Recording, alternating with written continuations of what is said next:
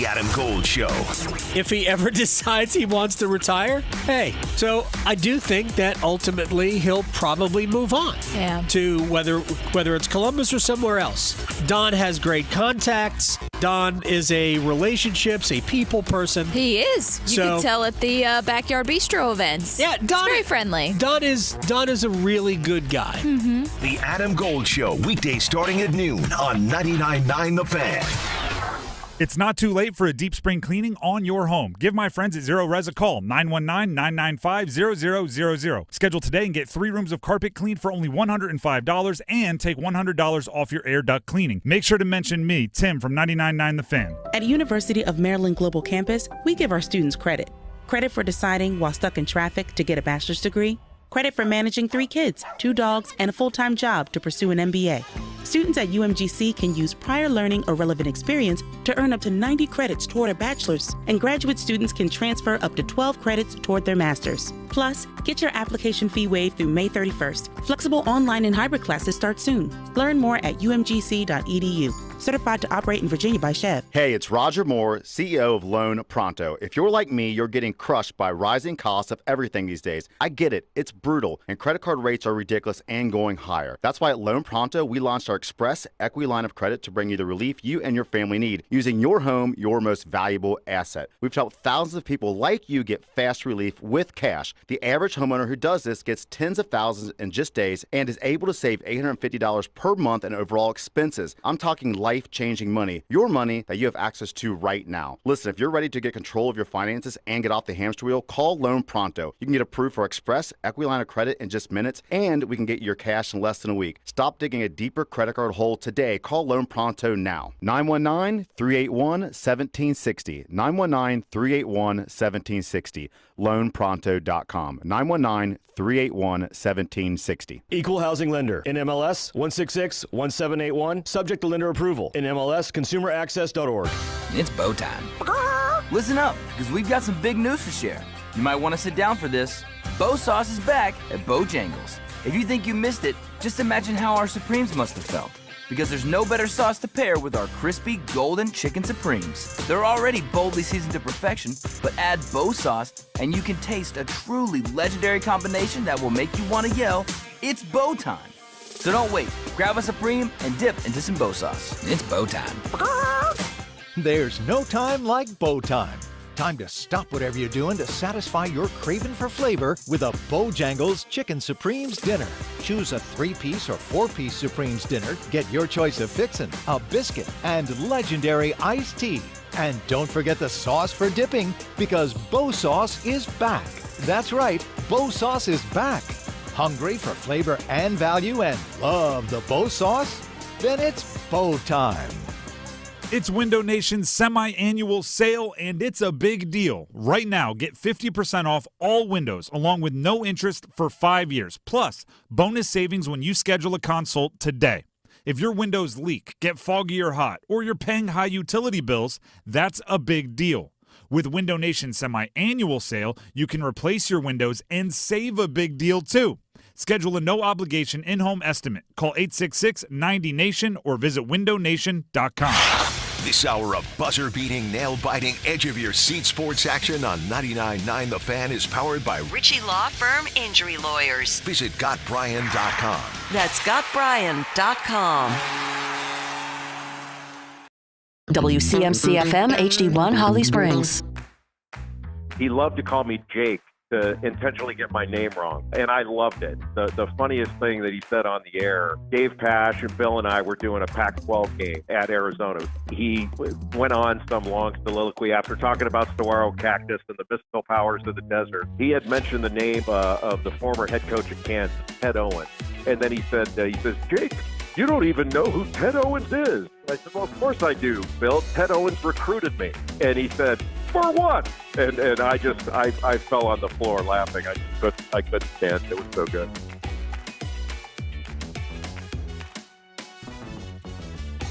Man, yesterday was almost an assault, and I mean this in the best possible way, of remembrances of Bill Walton.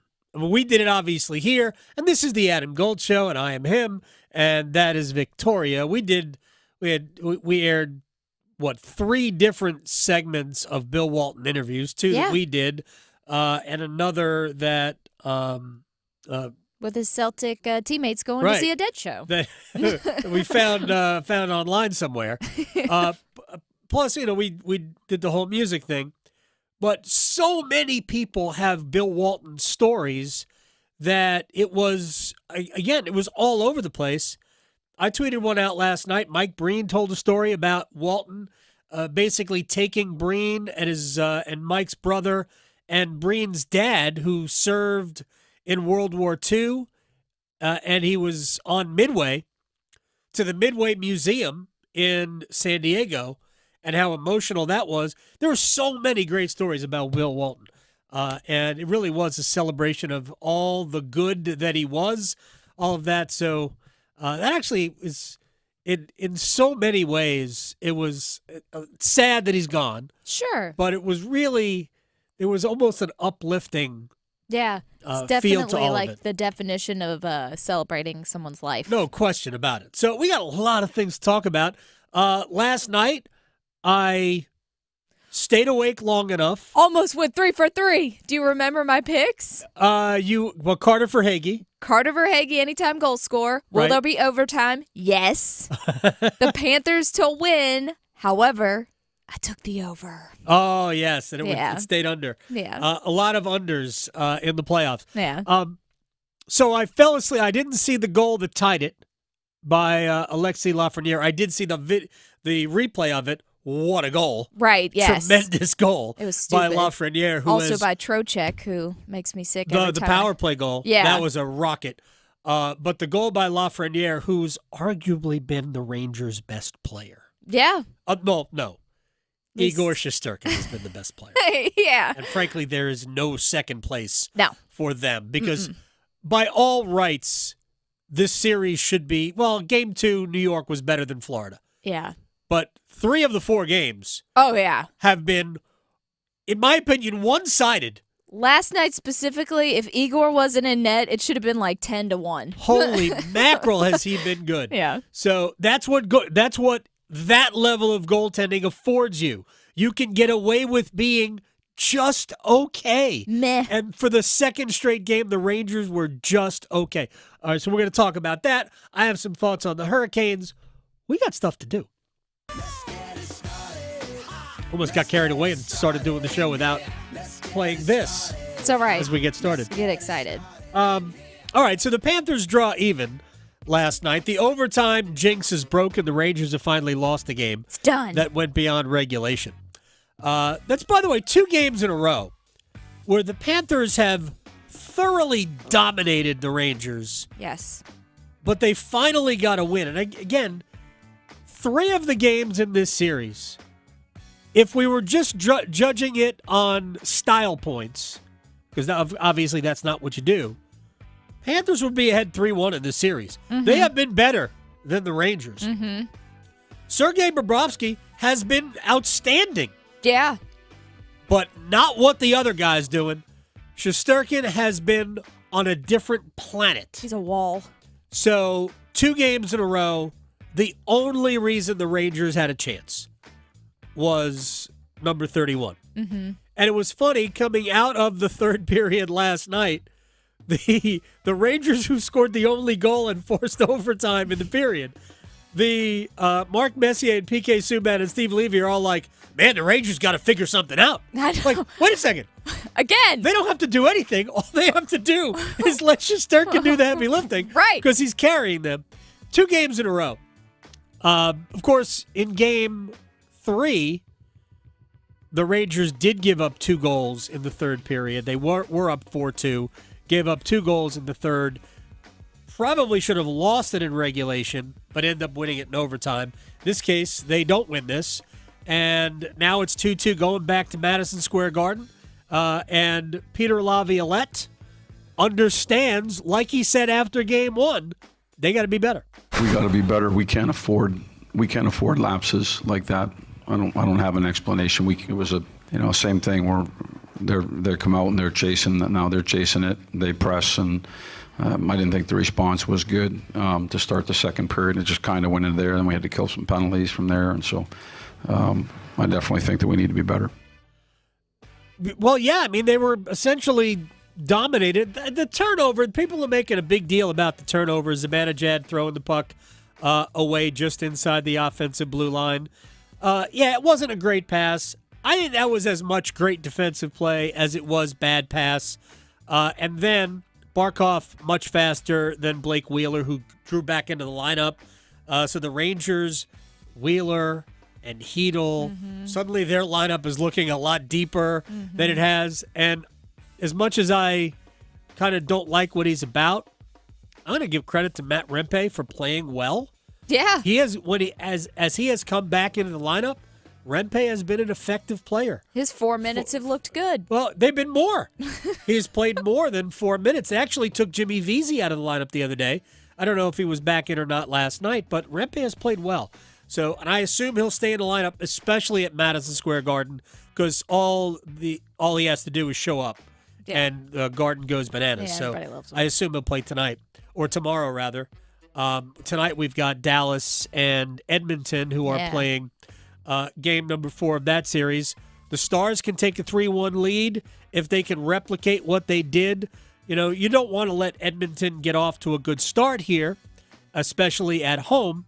But if Dallas can kind of stay out of the penalty box, which for the most part they have, you do that. Yeah. You have a lot of advantages over Edmonton. Jason Robertson got going for the Stars. Yeah, finally. Rope Hintz, time for you to get also back into the swing offensively. I think Dallas has more places to go for offense. First period, I thought Connor McDavid was going to score every goal. Oh, yeah. He was on fire. Yeah. I love seeing this McDavid. It was exciting. Yeah, he was. Look, he's the best player on earth. He is. He is the best player in the world. And until, recently, he's been the best wingman in the series. That's what he felt like. He's great with assists. Right, but he's always been really good at setting up. Yeah. But he is also, his history in the postseason has been good. Not bad, good, but not Connor McDavid. So when you average 1.5 points a game or more during the regular season every year, and you're basically about a point per game, although this year has certainly been better than that because he had so many assists, people wonder, what happens when the lights are really bright? But I think he's been really good in this series. Edmonton just has to get more from other places. You got to get more from non-Leon Draisaitl, Zach Hyman's, and Connor McDavid's. Evander Kane. Yeah, he started showing up. At least the last game or two. They need guys like him. Yep. It can't all be power play, and it's not all power play driven, but it can't all be power play personnel driven. They need depth players to step forward and play well. Because Dallas is among, if not the deepest team in the entire NHL. They come at you. They've got 3 really good lines and capable players on their 4th line. Their defense is awesome. And you have Skinner on your side if you're the Oilers, which that's not doing you any favors. He's actually played fairly well the last couple games. I think he's been good. But But he's probably not going to steal you a game. No. He's certainly not going to do what Igor Shesterkin has done for the Rangers. All right, I want to spend just a couple of minutes thinking out loud about the Carolina Hurricanes. First of all, we said this yesterday, Martin Necas wins a gold medal, world championship for Czechia. First time they have won on their own soil. Prague was a party. A party. Oh, yeah. I actually spoke to someone today who was at the party. Really? In Prague, and said it was the happiest he's ever seen people. I thought you were going to say happiest they've ever been. He's the happiest he's ever seen anybody. Wow. Was at the celebration for Czechia's gold medal. Oh, the stories. Yeah, tremendous. So I want to talk about two players specifically, real quick. The first is Seth Jarvis, and the second is Martin Necas, who we know Jarvis is going to be here for the long term, right? Whether it's a bridge deal this year and next year or an 8-year deal, do the 8-year deal. Please. Do it now. I did speak with somebody who thinks it's a risk to do an 8-year deal for Jarvis. I don't. No. I value that person's opinion who says it's a risk. I do not believe it's a risk. Why do they believe it's a risk? Because he's 22. And when you commit long-term dollars to a 22-year-old, a lot of things can change. Hey, he played this entire season with a torn rotator cuff and a torn labrum, right? Multiple it happened about 15 games in. Broken finger. Yeah, the broken finger happened in the playoffs, but he played 65, 67 regular season games roughly. If it happened in game 15, let's just ballpark it. 65 regular season games with a torn rotator cuff and a torn labrum. I would argue the labrum is probably more of an issue than the rotator cuff. And while it certainly didn't hurt his performance, here's what shoulder injuries do. Shoulder injuries, they don't heal. They leave you more susceptible. Look at Cam Newton. Oh, well, that is a very good, when you're throwing for a living. Mm-hmm. The rotator cuff can heal. The labrums, those are more problematic. So now Seth is not throwing, right? No. So, and because for him, the motion of shooting the puck has his shoulder low, his right shoulder low, he can get away with it. But he did say that he had some restrictions because of the harness he was wearing, especially on the backhand side. Anyway, shoulder injuries are red flags. Yeah. And I'll just point to Brett Pesce, who's got multiple shoulder injuries in his past. They're hard to come back from. They're hard to be 100%. I fully understand that Seth's going to be fine this time. Mm-hmm. Let's hope he doesn't suffer another shoulder injury or multiple, because those become real problems. That's the real risk for somebody who's coming off of a shoulder injury. With all of that said, I think we can all see what the talent is. Mm-hmm. And for whatever risk it is, a 20% risk down the road of re-injuring a shoulder, having the same issue coming up, the 20% risk of that, to me, is worth locking him down long-term right now. Definitely. And I think the number right now, because it's early in his career, if you waited 2 years, that number, I'm going to guess, 20% higher 2 years from now. Yeah. Maybe more. Mm-hmm. Right? Depending on how he shows up. He scored 33 goals. A lot. With one arm. With an injury. So, yeah, long term. Martin Necas. More complicated situation because of a lot of the things that have been said, some of which matter and some of which don't. I don't put any credence at all. I'm not saying it's not true what Martin's dad has to say, right? He wants to be on the top power play. Of course he does. Yeah. I get it. And there were times this year where he was on the top power play. He didn't necessarily play on a top line a lot, although there were times this year that he did. The Martin Necas we watched in the playoffs is a Martin Necas that is a top 6 forward going forward. However, that guy wasn't there like that all year long. No. He fades in and out of being that guy.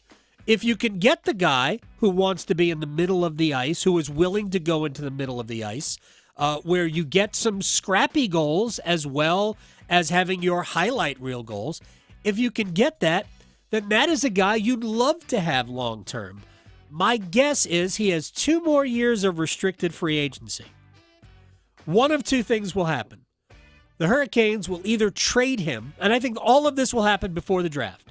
They will either trade him because you can plug holes, with that kind of a talent because there is a market for him around the league in terms of a trade. Could you get a goalie? Yes. Could you get another defenseman? Yes. Could you get draft picks? Yes. There are a lot of things you can get for Necas, who is ready, willing, and able to sign a long-term contract that benefits him for the right team. It's also possible that that right team is Carolina. So I am not willing to go, Necas is definitely gone, because I thought that 2 years ago, coming off a bad year. Yeah. And Tom Dundon sat with me, and I talked about it with him, and he goes, oh, no, we're not trading him. We're keeping Marty. And it certainly worked out. He had a great year statistically for 3/4 of the season last year, trailed off at the end right when Andrei Svechnikov went out, and then in the playoffs, really had one good game. It was a game against the Rangers, or rather the Devils, where he scored twice, but other than that, didn't have a great postseason. This year, I thought he had a good regular season, not as good as it was a year ago, but I thought his playoffs was much more impactful. He's in a different role, too. Yeah. That line was a little bit more third line-ish, scrappy, and I thought Necas played very well in that role and still got his power play time because he's too talented to not. So I think there's a role.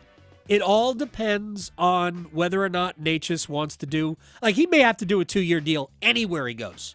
It might not just be with Carolina that, it's a bridge deal. It's likely going to be that. Can you make it worth his while in a 2-year deal? I don't know. Can you settle something before arbitration kicks in? So he is arbitration eligible. Yeah, if he stays with the Canes, I just hope his heart's in it, because I feel like he plays differently when his heart is actually in it. I mean, we just saw it with his gold medal. He was all over those games. So real quick about Necas, this is just, there's no scientific way of really judging this. He impresses me as somebody who truly does want to be great. He's got the basis. He's got the foundation for it in terms of his skill. Does the rest of what you need to do to be great, not the preparation, because he's in great shape and he's super strong. He is getting stronger. The willingness to do the little things during the games, to play a 200-foot game, to use your body to your advantage, which we saw a little bit more of in the playoffs. That Marty Necas, that's probably a guy you keep. Yeah. Not trade. We'll see how the organization feels about him, because that guy is a risk. Mm-hmm. Because you just don't know, because he has so often kind of gone to the perimeter, not taken the easy way out, but just relied on his speed and skill, and that's not the way you win. Those guys don't win. Mm-mm. You have to be willing to do the little bit of dirty work. I'm not talking about playing dirty, but be inside, use your body, especially when you're 6'2", 6'3", 195 pounds like Marty. Those two guys are intriguing to me.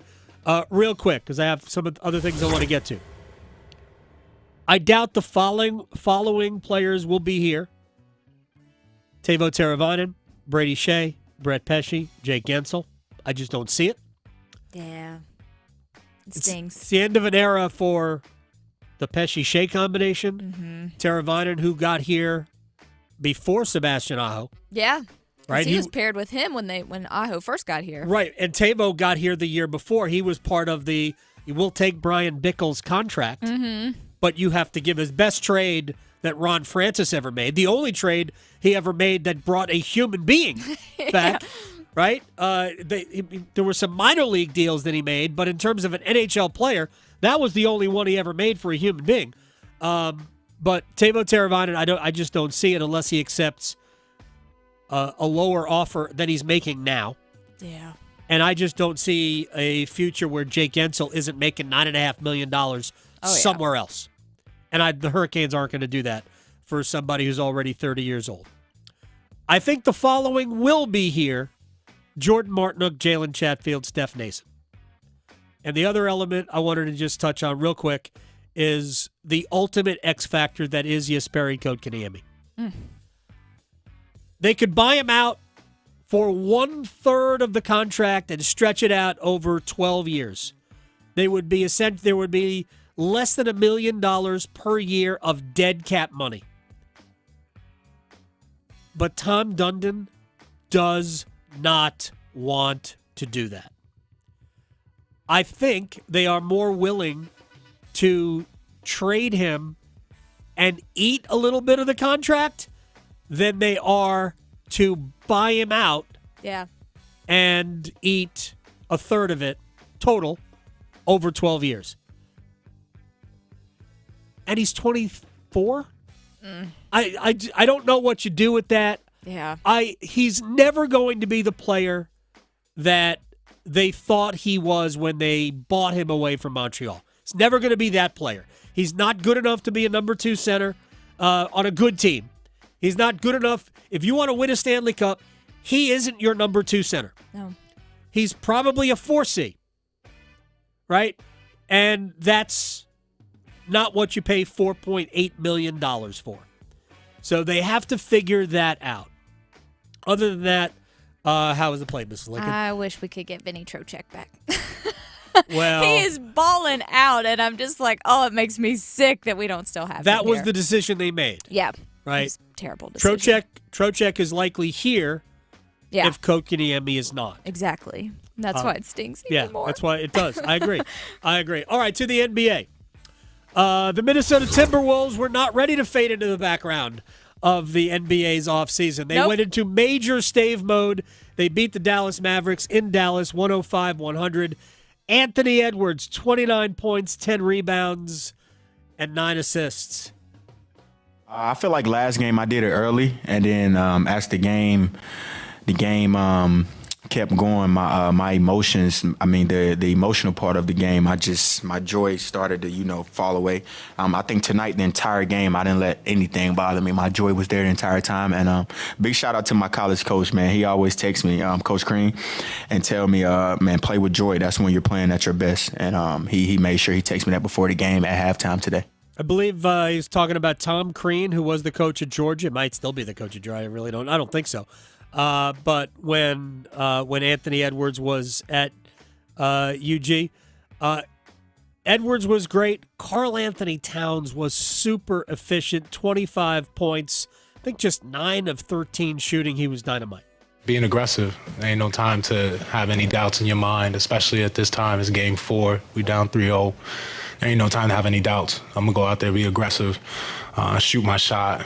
Like I've been doing all series, and be confident in every shot I shoot. So defensively, be in my spots. All I could think about was being in my spots earlier. Make sure that I do as disciplined of defense as possible. On the offensive end, don't lose any confidence and don't lose any aggression. They need it. They didn't get great offensive performances out of other players. They were fine, but nothing spectacular. This was a case where Minnesota, I think, really relied on their defense. Luka Doncic, Kyrie Irving, P.J. Washington. Doncic and Irving combined to shoot 33%. P.J. Washington was 3 of 13 from the field. And Doncic and company kind of missed on the opportunity to end this series in 4. I think that game is on me. Just didn't give enough energy, so we got to do better. They won one game. We just got to focus on the next one. Here's the thing about this series. I'm not disputing what Doncic had to say. This has been a super close series. All 4 games have gone right down to the wire. In both games in Minnesota, Timberwolves could have won for the same price. They were super tight games. I won't be surprised if Minnesota wins at home to force a game 6. And then we saw how good the Timberwolves can be. And I also think it matters that Dallas didn't have Derek Lively. No Derek Lively. He took an inadvertent knee to the head in game 3. So if he's unable to play, That's another big piece missing, or a big piece missing from the Dallas lineup. All right, real quick. By the way, the Celtics, who are just waiting around, Game 1 of the NBA Finals next Thursday. Yeah. Boston played Monday. Mm-hmm. Monday. Wow. So was that like a 10-day break, pretty much? 10, yeah. 11 days? Yeah. Dallas and Minnesota are playing tomorrow night. If that series isn't over, then it's Saturday for Game 6 in Dallas. Now you're talking about, if the Mavericks do sew it up, they're only going to be off for like 3 days or so. Mm-hmm. That's a big difference. Big. A big week-long difference between the Mavericks and the Celtics. All right, real quick. Major League Baseball is recognizing Negro League statistics as official now, which means that the answers to trivia questions will change. Uh-oh. Right. Oh, no. Trivia night's going to be different now. The answers to who has the all-time record for, single-season batting average. Yeah. Which Ty Cobb, whatever it was, like 440 used to be the record, I think, for single season. This is before the turn of the century, the last century, not this one, not this most recent one. But now that's going to belong to, the story says Josh Gibson, but baseballreference.com has Tatello Vargas, who played for the New York Cubans in the 1930s. They were in the Negro National League, and he hit 471. Gibson hit 466 for, I believe, either the Pittsburgh Crawfords or the Homestead Grays. That is there, but so all of these records are going to change because of the massive numbers put up by some of the greats who played in the Negro Leagues, which were never officially recognized until now. And I think that is awesome. I have one baseball jersey. I'm a longtime baseball fan. I don't own a Mets jersey. No? I don't. Oh. It's not that I don't care. I just don't. I'm not a jersey wearer. And I don't wear this one. But I have a Homestead Grays Josh Gibson jersey. Nice. Hanging in my closet.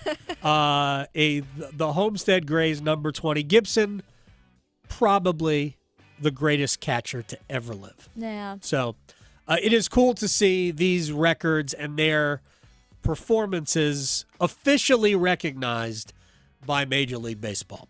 All right, we'll come back. College baseball, the tournament starts on Friday. Aaron Fitt, D1Baseball.com. We will hit all of the schools in North Carolina next. Going beyond the box scores. Adam Gold on the North Carolina Sports Network.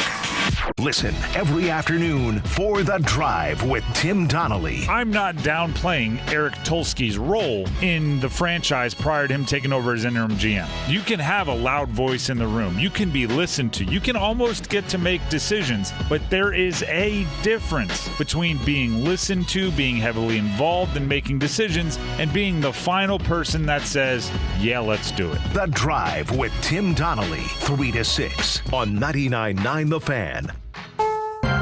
You're listening to the Financial Safari News Network. From Coach Pete's Money Desk, America's Wealth Coach, Coach Pete DeRuta. Coach, what is true diversification? Diversification means not having all your eggs in one basket. So somebody once said, I'm diversified, Coach. I have 5 different mutual funds. And when I looked at the mutual funds, each mutual fund had the top 10 holdings were basically the same. They all had the Apple, the Microsoft, the NVIDIA, that kind of thing. So that's one side. There's diversification between risk, safety, and income, though. You need to have some risk.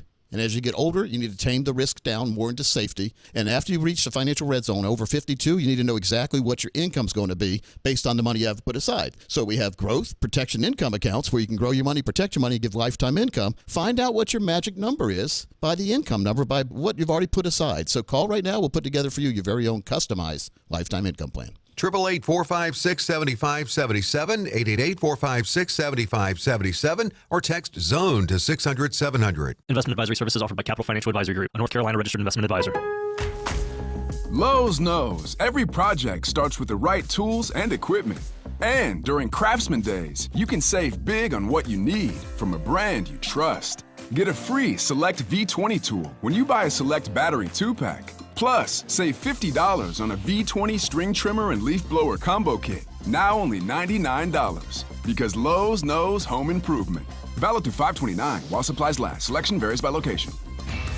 Nothing makes being outdoors better than having the right gear and the right crew. So here's an idea. Let Mountain Dew supply the gear and you bring the friends. Because when you buy specially marked multi-packs of Mountain Dew, you can collect points and earn epic limited edition outdoor gear. So buy Dew, collect points, get gear, and get outside with Mountain Dew outdoor gear. Open to legal U.S. residents 18+. Subject to program terms at dewoutdoors.com. Ends 12/31/24. Void or prohibited. For a limited time at Circle K, get 3 20-ounce ice cold Mountain Dews for only $5. Only on the Inner Circle app. Do the Dew. Are you not able to enjoy this summer as much as you want because of joint pain? This is the best time for being outdoors, but not if your knees, shoulders, back, or hips are hurting. Don't suffer any longer. Non-surgical joint pain relief is here at QC Kinetics. QC Kinetics is the nation's leader in regenerative medicine. I'm talking lasting joint pain relief with no surgery, no drugs, and no downtime. QC Kinetics advanced treatments harness your own body's ability to restore and repair damaged joint tissue, so you can walk, run, hike, play golf, and move again, all pain-free. QC Kinetics is under the leadership of former orthopedic surgeon Dr. Mitchell Scheinkup, a true pioneer in regenerative medicine. Their advanced protocols have enabled tens of thousands of patients to reclaim their mobility. Stop putting it off. Take action now and live your best life again. Call QC Kinetics for a free consultation. 919-400-5473. That's 919-400-5473 with locations in Cary, Clayton, Raleigh, and Wake Forest. 919-400-5473. Want to win a trip to the 84th Annual Sturgis Motorcycle Rally and a custom Harley-Davidson performance bagger? The Law Tigers are giving away the ultimate trip of a lifetime. Go to stylinandsturgis.com to enter. Prizes include VIP stay at Glencoe Camping Resort, custom Harley-Davidson built by Lane Splitter Garage, sound system by Rockford Fosgate, turbo from Trask Performance, parts from J&P Cycles, firearms from Magnum Research, jewelry from Anvil's Cash, and bikes from Soul E-Bikes. Go to stylinandsturgis.com to enter today. This is Adam Gold. I got news for you. If I see a hammerhead shark swimming near me in open water, nope, we're gone. Bye. I'll be on the dock. I'm done. I've seen Jaws. You can't fool me. Yeah, I'll be on the dock. Yeah. Or in the boat or something. I will not be. Yeah. I will not be in open water. The Adam Gold Show.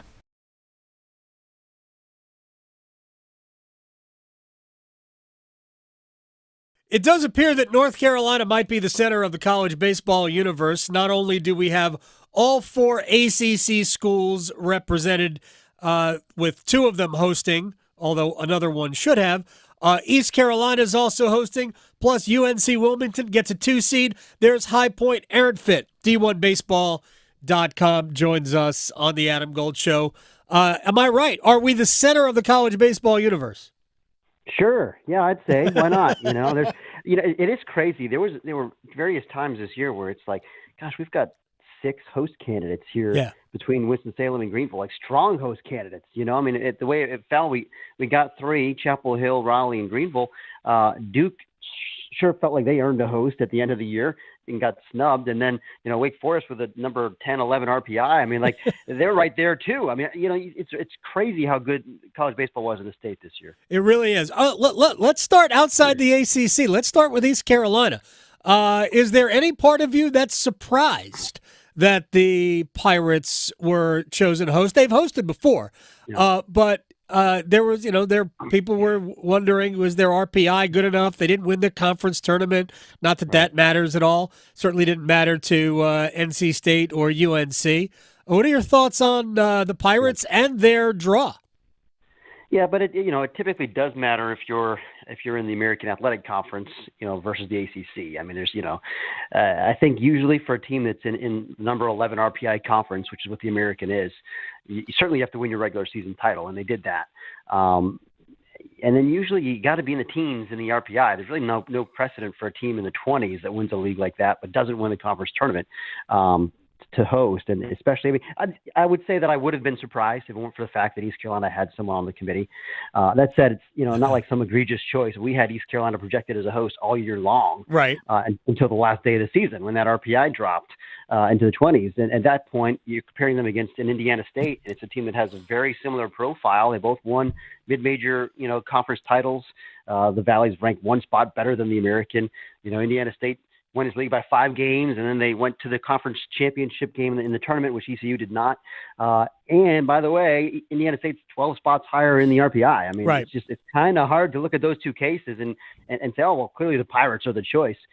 Except for you got a man in the room. So right. Take that for what it's worth. I still think East Carolina is great. I think when they're healthy, they're one of the top 8 teams in the country. I think their pitching when they're healthy, when Trey Savage and Zach Root and Wyatt Lunsford-Shankman, and all those guys are good, I think this is one of the 8 best teams in America.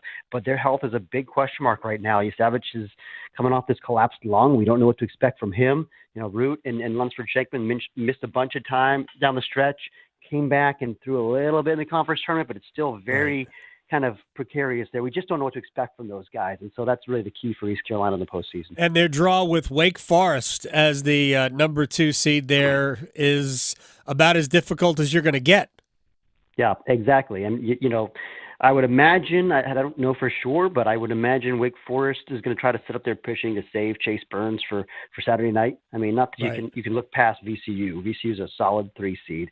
But if you're going to win this regional, I think your best chance to do it if you're Wake Forest is to go for it. You got to win that first game. You got to win 2 games without Burns on the mound. So, let's save Burns for Saturday. Try to get by that Friday game with somebody else, and then you've got Burns lined up for the Pirates. I think that's the play for Wake Forest, and that is a kind of a daunting proposition for East Carolina if it plays out that way, because Burns, I mean, he's one of the 2 best pitchers in the country. He's utterly dominant week after week. Yeah, we talked to Scott Forbes, North Carolina coach, yesterday, and he said, we're not going to face anybody better than that guy. All right, the Tar Heels, 4-seeded overall, number 1 from all the ACC schools. Thoughts on their draws, obviously very sexy, with potentially LSU coming up on Saturday night. It is sexy. That's a good word for it. Thank you. Yeah, I mean, LSU, the defending national champions, of course. Sure, you don't have a Dylan Cruz or a Paul Skeens. You've lost some firepower from last year's club, and it took them a while to find themselves this year. I mean, they started 3-12 in the SEC. They looked dead in the water. And since then, I think they won like 18-24 or something. They've played much better in the second half. They've kind of gelled. They've probably got the starting pitching edge here in this regional with Gage Jump, the high-profile transfer they got from UCLA. Again, took him a while to find his feet, but he found it now. He's a really talented kid, and he's been good down the stretch for him. And then Luke Holman, who's been throwing on Saturdays for him all year, so he'll probably be lined up for that Saturday night game should they get by Wofford. Holman's going to be a first-round pick. He might be the 3rd or 4th pitcher drafted this year out of college. So their starting pitching is an advantage.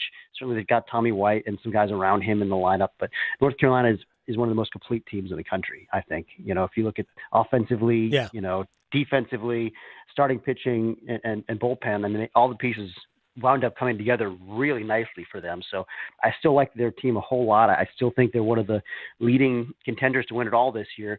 But it starts with trying to get by LSU and hey, maybe Wofford. I mean, Wofford is they're kind of lying in the weeds here. Nobody's going to be talking about Wofford, but that's a very, very, very good offensive team with a ton of speed and power. They're like, top 10, top 12 in the country in OPS, and, top 6 in stolen bases. So they can put pressure on you a lot of different ways. So don't be shocked if they make some noise here and upset the apple cart a little bit. By the way, underrated in the whole LSU discussion is that Olivia Dunn won't be around. She's busy watching her guy, Paul Skeens in the big leagues, I guess, right now. All right, so the Wolfpack, they get a shot to host at home. Your thoughts on what, and we're talking with Aaron Fitt, D1Baseball.com, great clubhouse guy. Thoughts on the Wolfpack? Yeah, that's I think an interesting regional. It feels like you've got a 2 seed here in South Carolina that very up and down all season long, right? And I didn't really know what to make of them. I thought heading into the conference tournament, they really felt like they were on the bubble playing for their postseason lives, and they made a nice run in Hoover, and played themselves in comfortably, wound up as a 2 seed.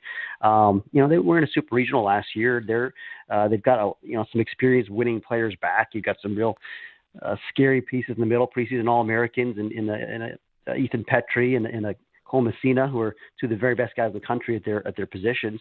It's just a matter of, does their pitching hold up enough? I mean, when they're going good, it's a good ball club. And it just feels like maybe, there's not a lot of expectations on South Carolina.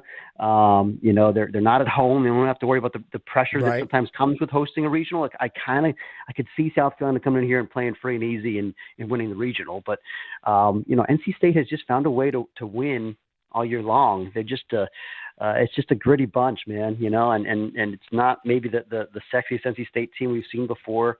There's not as much star power, but the veterans that they've brought in on the corner infields especially. I mean, Garrett Pennington and AMAC from East Carolina, Alec Makarevich. I mean, those two guys have been enormous. They've been awesome for him all year long. And also I just think that they're older winning players who have that edge about them that, they lead the way. And those freshman arms in the bullpen makes this an NC State team that's not just going to rely on, slugging its way through like we've seen sometimes in the past. I love the freshman arms in the bullpen, the young arms, the sophomore in there too. But it's like 4 guys that have really, really emerged as the season has gone along, and they're difference makers. So, I don't think it's elite starting pitching for any of these teams, but I think that bullpen edge that NC State has is going to be huge. No matter what level of baseball we're talking about, when you get into postseason play, series play, in this case, double elimination, the team with the best bullpen, I think, has a huge advantage. And I think bullpen confidence, whether it's from the manager, the head coach, to the bullpen, or just the bullpen, the individual pieces in there, I just think that is the most important factor in winning any postseason series. Let me get to the Blue Devils, who spent like the entire year in the top 15. They won the ACC tournament, which by any measure is at least the second best league in America. And they don't get a chance to host. It is funny to me. But thoughts on where Duke is heading out to Norman? Yeah, how about that? I mean, they certainly earned it. They earned a host spot. They didn't get it. And so, those teams tend to be dangerous. That team that gets snubbed, coming off a hot week. And, it's not like they had to really tax themselves running through that ACC tournament. Sometimes you win your conference tournament and you're just exhausted for the last week, but it was just 4 games. The ACC tournament format is great. It does not exhaust you. And so I like where they're at, coming in with a lot of confidence. I mean, they did that without Jonathan Santucci, their ace, without Kyle Johnson, who's been their number 2 guy, the other innings eater in the rotation. They rested him this week, and still they were able to just kind of cobble it together on the mound because they've got a really good bullpen, and they're used to doing this mix and match thing. They did it all last year, got to a super regional when they really were just using openers, 2 innings from your starter and then let's go to the bullpen. So they're comfortable with that format, which I think is a real advantage now because nobody seems to get legs from their starting pitchers anymore. Right. So you got to have those guys that you can mix and match with, and they've got just great arms back there. They're powerful. I mean, we saw it this week. I mean, again, it's so easy now to get old and stay old in college baseball if you can hit on your portal guys. And they've done such a great job bringing in these Ivy League guys and, Zach Morris from VMI and, Bravo from Harvard and Ben Miller from Penn. I mean, they get these guys from places that aren't necessarily baseball powerhouses and they come to the ACC and they're even better because I think part of that's a tribute to the coaching staff, but they also just do a great job with their evaluations as well as their development. So they're very scary. I like their chances out there. I think UConn is solid. Oklahoma obviously had a good year, a little bit of an up and down year, but I'm picking Duke in that regional. I think they're playing really well right now. All right, before we let you go, Aaron Fitt, D1Baseball.com, and again a great clubhouse guy. UNC Wilmington grabs a number 2 seed in Athens, and High Point is headed to Clemson as the 4 seed there. Prospects for both. Obviously, Wilmington as the 2 seed, much more highly thought of than High Point at the 4. But your thoughts on those two? Yeah, it's an interesting draw there because, Georgia is kind of terrifying at home. I mean, their offense is just terrifying to begin with. Right. Obviously, you got Charlie Condon, who's probably going to be National Player of the Year, and there's a lot of pieces around him. Their pitching was a question mark for a lot of the season. It kind of got better down the stretch, and then they go to Hoover and they go one and done, kind of a quiet exit. They had a lot of time to sit around and think about that, and right. You got to feel like they're going to be rested and ready to go. I thought maybe Georgia might be vulnerable, but again, they're tough at home. It's going to be a pretty offensive yard. Wilmington has some power, certainly some really nice veteran pieces. I love the experience of this Wilmington team. The Jack Crooms, the Trevor Marshes, these guys that have played a lot of games there and won a lot, even on the mound. I mean, it's very experienced guys, Jacob Schaefer and Zane Taylor. RJ Sales had a great year coming off injury. He's kind of the electric stuff guy there. I think they're a balanced club, and I love their bullpen. I mean, it's just, can you stop that Georgia offense? I don't know if you've got necessarily the big arms you need to control that offense. So they got a chance, though. I mean, I think as a team that it feels like this program is due to win a regional. It's probably the best program that's never won a regional in college baseball because they're in it a lot. And this team has a real shot to do it. High Point feels like, it's the first time they've ever been in a regional. Right. I'd be surprised if they won it, certainly. Very, very surprised. But I'll tell you, I mean, it's an offensive club. There's some scary pieces in there. Cal Catham and Eric Brins come to mind, a couple of guys that put up big numbers. Peyton Carr's had a great year for him. So I just think that it's a team that is probably well suited for that environment. The ball's going to fly. Don't be surprised if they win a game or two out there. Aaron Fitt, D1Baseball.com. You blow my mind, man. I thank you much. Enjoy. I think I know where you're going to hopefully be on Saturday night in Chapel Hill. You've got a lot to choose from right here in the state of North Carolina. We will talk to you again very soon, my friend. All right, Adam. Thank you. College baseball tournament all starts Friday. All right, when we come back, one-timers, definitive questions and answers, and a Hurricane signing. Next. Serving it up hot and fresh every day. Adam Gold on the North Carolina Sports Network. During this sports season, the Governor's Highway Safety Program would like to remind you to buckle your seatbelt when traveling to and from athletic events. Whether you are driving out of or across town, wearing a seatbelt is your best defense against injury or death in a crash. Start the season off right. Prioritize your safety and buckle up. Every seat, every time. Remember, click it or ticket. It's the law. This message is brought to you by the North Carolina High School Athletic Association and the Governor's Highway Safety Program. It is playoff time in the NBA and the NHL, and FanDuel is America's #1 sports book for a reason, people. Adam Gold here, and new customers can get $200 in bonus bets guaranteed when you make your first $5 wager. Just tell them you know me. FanDuel.com, promo code AGS to sign up. FanDuel.com, promo code AGS to sign up. Hurricanes goals, Nikola Jokic triple doubles. I don't know. $200 in bonus bets, win or lose, when you make your first $5 wager. All you have to do is go to FanDuel.com, promo code AGS to get started. It's that easy to make sports even that much more enjoyable. FanDuel is America's #1 sportsbook. Must be 21 and older and present in North Carolina. First online real money wager only. $10 deposit required. Bonuses issued as non-withdrawable bonus bets that expire 7 days after receipt. Restrictions apply. See full terms at FanDuel.com/sportsbook. Gambling problem? Call 877-718-5543 or visit morethanagame.nc.gov. It's the first day of the first grade, and she found a new best friend. It's a laid-back Sunday afternoon you wish would never end. The homemade taste of Bluebell and good friends gathered round. The good old days are being made right now. Grab a frosty mug and try the newest flavor from Bluebell, A&W Root Beer Float Ice Cream. A creamy vanilla-flavored ice cream swirled together with an A&W Root Beer flavored sherbet. A new way to enjoy your favorite root beer float. The good old days are being made right now. The good old days are being made right now. Look for Bluebell ice cream at your local grocer and pick up your favorite flavor today. Think it's too pricey to pursue your interest and earn a degree? Well, if you're a North Carolinian from a household making $80,000 or less, think again. The Next NC Scholarship could cover more than half, if not all, of your tuition and fees at any NC community college or public university. This is money that doesn't have to be repaid. The Next NC Scholarship helps you know what you're getting because it combines federal and state-funded financial aid to form a new, simplified award. We're talking at least $3,000 for community college or $5,000 for a public university, making the cost of education more manageable.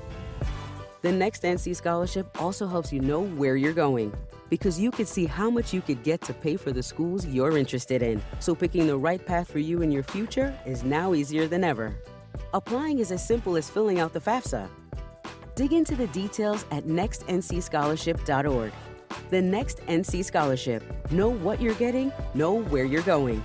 Did you know Medicare fraud is costing us $68 billion a year? The NC Department of Insurance Senior Medical Patrol Program's goal is to reduce Medicare fraud, waste, and abuse. If you suspect any billing or Medicare fraud issues, we're here to help. Contact SMP today at ncshiip.com or call toll-free at 855-408-1212. Project supported by grants from the Administration for Community Living. Contents do not necessarily represent official views of, nor an endorsement by ACL, HHS, or the U.S. government.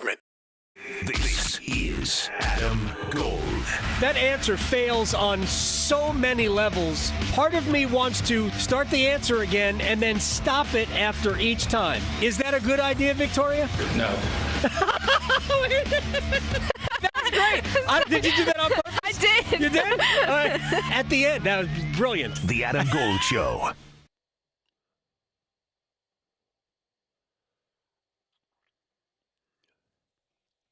It's the Adam Gold Show. I am Adam Gold. Victoria producing the program. She's in charge of one-timers. Quickly before we get to that, Hurricanes' first signing of the summer. We're not even into the summer yet. We're not even into June yet. Not a big one. Ryan Suzuki, who was drafted back in 2019. He was the 28th overall selection. His brother Nick Suzuki is, of course, dynamite player for the Montreal Canadiens. Very good. So Suzuki, a one-year deal. He's mostly going to be in the minor leagues, is my guess, but he hasn't had fully healthy seasons yet. As a pro, played 51 games last year, and that was the most ever. Had a good year. Not a great year, but a good year. The bad eye injury he suffered after being drafted has really set him back. Don't know if he's ever going to be a bona fide NHL player, but Hurricanes re-upped with him. All right, one time.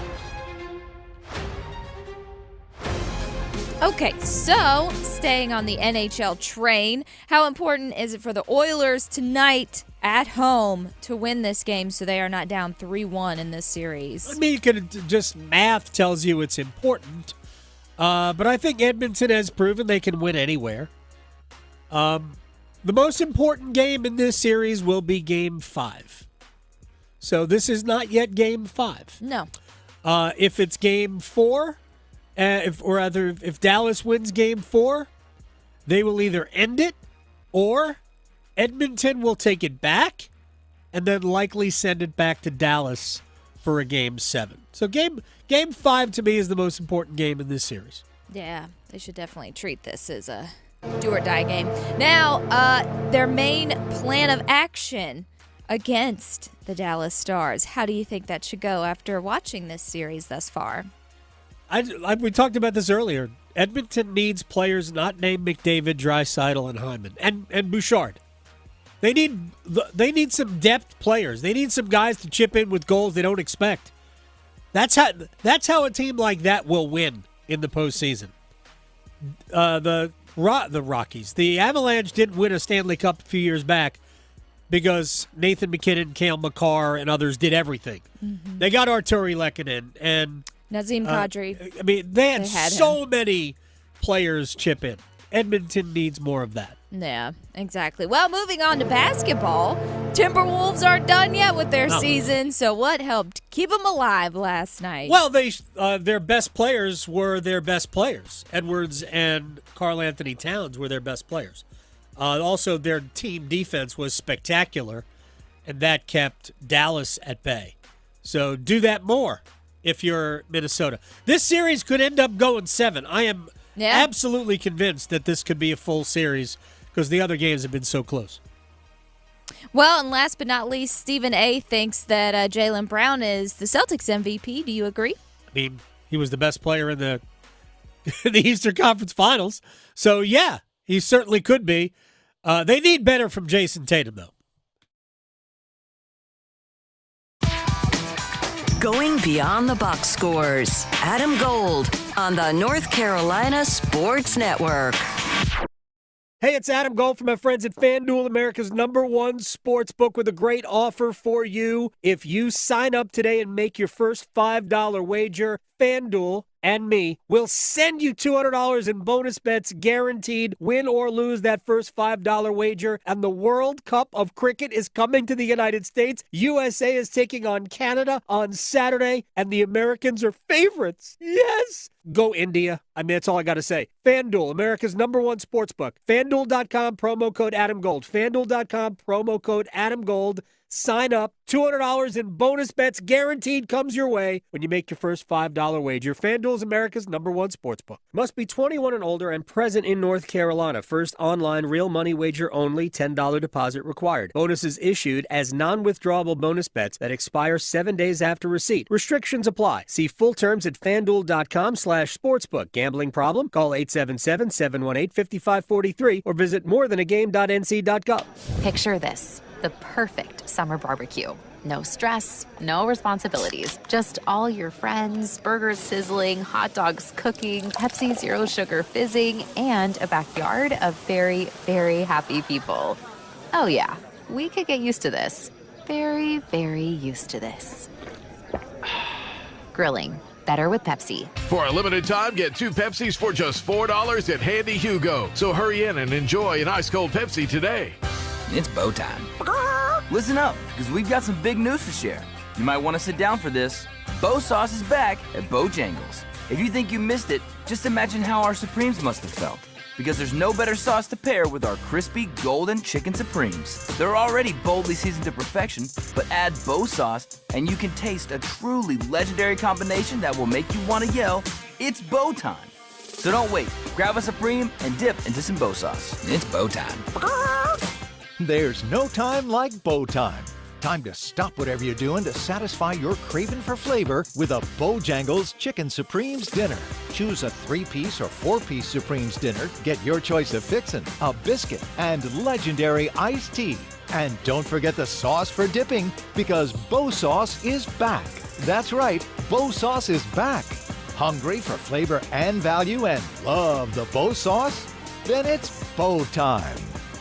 Reggie was a nurse for 16 years. I had become very burnt out. I wasn't making good money. Then it happened. There was an ad for My Computer Career, and it just spoke to me. My Computer Career was the best decision he ever made. I could study anywhere from my laptop, and I was working in the first couple of weeks of me being in class. Reggie hit a home run. The field is teeming with jobs. Become an IT pro in just months with zero experience at mycomputercareer.edu. The school is amazing. It's not rocket science. It's mycomputercareer.edu. This is one student's experience. Individual results vary. It's Window Nation's semi-annual sale, and it's a big deal. Right now, get 50% off all windows, along with no interest for 5 years, plus bonus savings when you schedule a consult today at 866-90-NATION or windownation.com.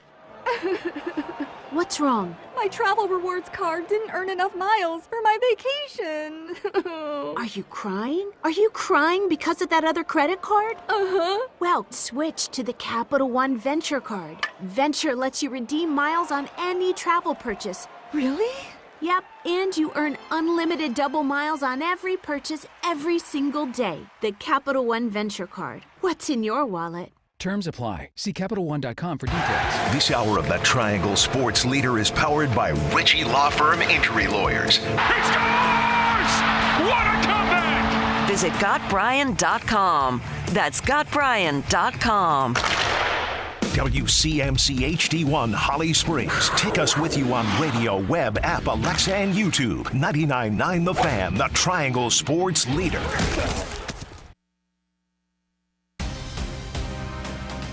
Back to the line is knifed away. from Wheeler, and here's Barkov in, and he's stopped by Shesterkin. A penalty coming up on a partial breakaway. Montour at the line gives it to Tkachuk. Off the right wing half wall, quick puck moving into the slot. Reinhart scores! Sam Reinhart on the power play. The Panthers win Game 4, 3-2. This is the Adam Gold Show on the North Carolina Sports Network. It's the Adam Gold Show. So I agree with the big voice. It was so official. Disembodied voice. I am Adam. That is Victoria. That was the highlight of the penalty drawn by Alexander Barkov and then the Sam Reinhart power play goal that gave Florida 3-2 overtime win over the Rangers. It wasn't, I know there's a lot being made of the Mika Zibanejad turnover that led to the breakaway, the mini breakaway that led to, honestly, it could have been a penalty shot because Barkov was basically ahead of the game. Yeah. And Paul Maurice was asked after the game if he agreed with the call that it was not a penalty shot. He basically went, well, I mean, it's about the same. Mm-hmm. Penalty shot conversion rate is about 1/3, and Florida's power play had been operating at about a 1/3 success rate. So it's basically the same. Right. But real quick puck movement. Just a touch pass from Barkov back to Reinhart in the middle of the offensive zone, and I mean, Shesterkin never had a chance. Oh no. Did you see the Paul Maurice little clip that they played during the game? It was so great. It was just highlighting how silly he is. Oh yeah, no, it's great. It was so funny. He is awesome. Yes. He is super entertaining all the time. Yes. So there's that. I'm going to focus a little bit on hockey here real quick.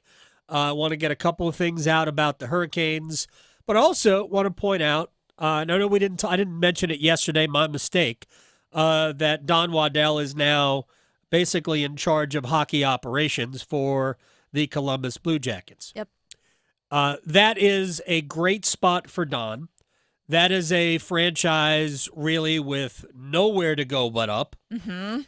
And in many ways, he is going to try to do with the Blue Jackets what he helped engineer here with the Hurricanes. He's been here a decade, so he predates Tom Dundon. And when he got here with Ron Francis as the general manager, Waddell got here to run the other stuff.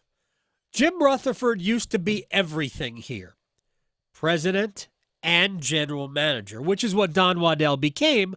Of course, the general manager role here wasn't a traditional role like you would have at another organization once Tom Dundon became the owner, which, again, I just want to point these things out. They are not criticisms. They are just points of fact about the way this organization runs. It's not the same. Corey Lavalette of the North State Journal and The Athletic wrote an interesting piece. He did a Q&A with Eric Tulsky, who's the interim general manager, about how the organization is going to operate now that Don Waddell is no longer here. And Tulsky said something, a number of things that were very interesting in it, including the fact that nothing really changes. It's still a collaborative effort. There's just one fewer voice in the decision-making process when everybody gets together and submits whatever they need to submit to the owner, Tom Dundon, for approval or, I guess, disapproval. Anyway, I guess this is where we come in with our second view of the news of the day here, because there are a number of things that have to be done. So Eric Tulsky now gets the quotes in the press releases for the re-signing of Ryan Suzuki, which is a very minor re-signing. I'm just not sure what type of an NHL future Ryan Suzuki has. The vision, it is, I forget which eye it is, left eye, I think, which was damaged by a stick to the eye in his, I think, his first pro season. I mean, that's a significant, might have been his last junior year. That's a significant issue for him. Yeah. Because he has not been the same player since. And on top of that, other injuries have really eaten into his ability to progress.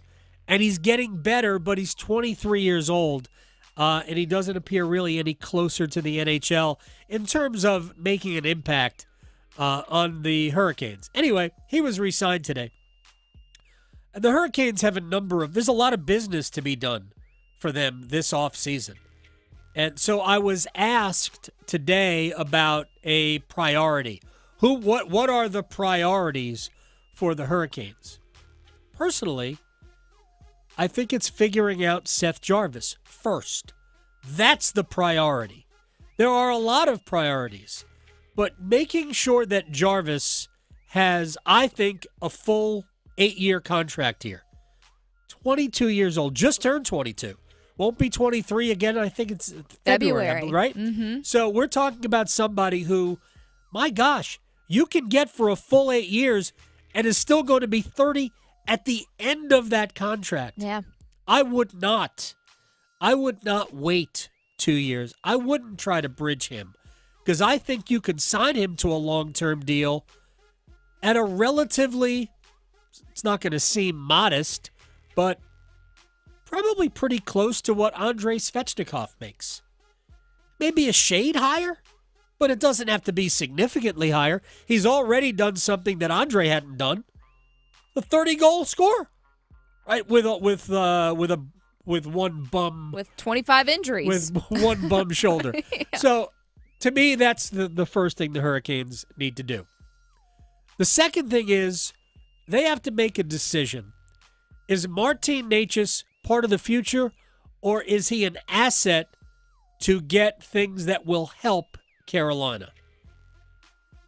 I'm good either way.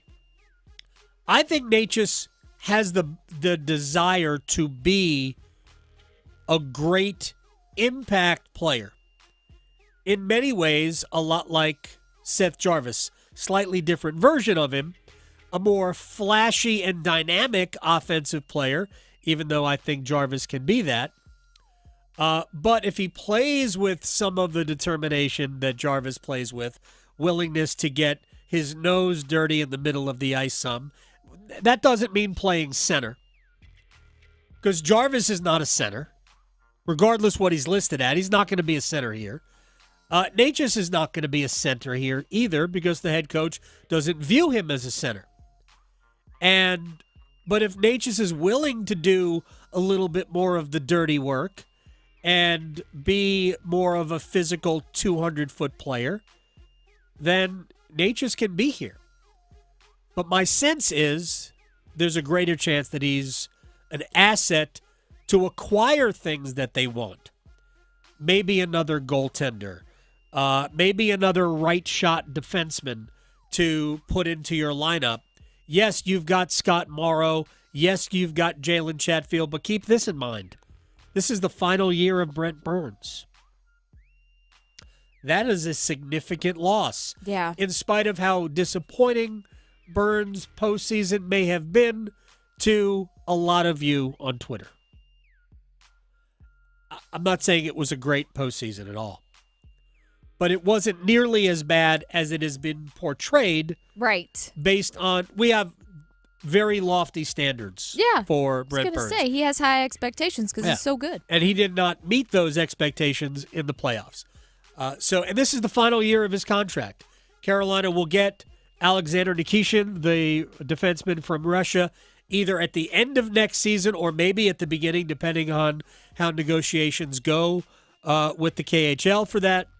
But they might be looking for a defenseman. Hey, could be a left-sided. I don't know. They could be looking for a top-four defenseman if Necas can help you get that. Primarily, though, it's goaltending or a right-shot center. Can you get that by moving Martin Necas? The Hurricanes need some of those things. Of course, Necas wants to be a right-shot center, but I don't think that's going to happen. All right, we've got game number 4 tonight, Dallas and Edmonton in Edmonton. If you're the Oilers, it's a big game. I understand what the ramifications are, falling down 3-1, going back to Dallas. But my view of watching these 3 games, Edmonton has probably been the better team. Oh, yeah, they should have won that last game. Right? Probably been the better team, but what would help is if they got some support scoring that doesn't have to come from McDavid or Draisaitl or Hyman or Bouchard. They need somebody else to put the puck in the net. All right, when we come back, it's Wednesday. It's Chip Patterson Day. What is the difference between Destin, Florida and Amelia Island, Florida? Ego. Next. Going beyond the box scores. Adam Gold on the North Carolina Sports Network. Move your sports day forward. Does anyone actually believe Rod was leaving the Canes? This is where imaginations run wild and pull way away from the actual truth. It's easy to get swept up in rumors, but sometimes you got to check yourselves. Don't get blinded by those rumors. Don't get blinded by the light. The moon still isn't made of cheese. Get set up. Join Next Up with Paul Ihander. Mornings at 9 on 99.9 The Fan, the Triangle Sports Leader. Is that your new Nissan Rogue? Yeah, crazy story. So I'm at the Nissan Thrill of Summer sales event when Dave, the sales guy, asks, want to test drive the Rogue? And I'm like, let's go. We're driving when Dave says, check out the VC turbo engine. I hit the gas and whoosh. I'm like, okay, I wasn't expecting that. Dave goes, if you think that's cool, watch this. Dave shows me the miles per gallon and I'm like, whoa, that's pretty impressive fuel economy. Dave mentions, these new cars are going fast. And in that moment, I had to have that Rogue. Crazy, right? Wait till you hear how I got my Sentra. Get up to $1,000 Memorial Day bonus cash on select 2024 Rogue trims. Shop the Nissan sales event. Visit your local Nissan store and nissanusa.com today. 2024 EPA fuel economy estimates from 28 city 34 highway to 30 city 37 highway for 2024 Nissan Rogue. Actual mileage may vary. $1,000 Memorial Day bonus cash on 2024 Rogue Platinum. $500 Memorial Day bonus cash on 2024 Rogue SB and SL trims. Available on lease or purchase from new dealer stock. Contact dealer for details. Ends 5/31/24. I think one of the things that patients don't realize is that when they get a joint replacement, that's not a lifetime treatment option. And they're probably, if they are a younger patient, signing up for multiple surgeries down the road. As a physician and medical director for QC Kinetics, Dr. Caravelli's seen a pattern of trending joint pain. Prolonged medication, steroids, then surgery, possibly another surgery. So a lot of our patients are trying to avoid or put off surgery, and this is the treatment that can help them do that. QC Kinetics extracts your body's healing substances, concentrates them back into your aching joints to help heal and restore those areas, providing lasting relief. Oh, I love being able to tell my patients, before we do this surgery, let's try another option. Let's see if this is right for you, because now they might not have to have surgery at all. Call today for your free consultation. Call QC Kinetics, 919-400-5473. That's 919-400-5473. In Cary, Clayton, Raleigh, and Wake Forest, 919-400-5473. Imagine waking up this time next week and being 100% debt-free from credit cards, car loan, and personal loans. Hey, it's Dennis Cox. Loan Pronto's Equity Express line of credit can make it happen.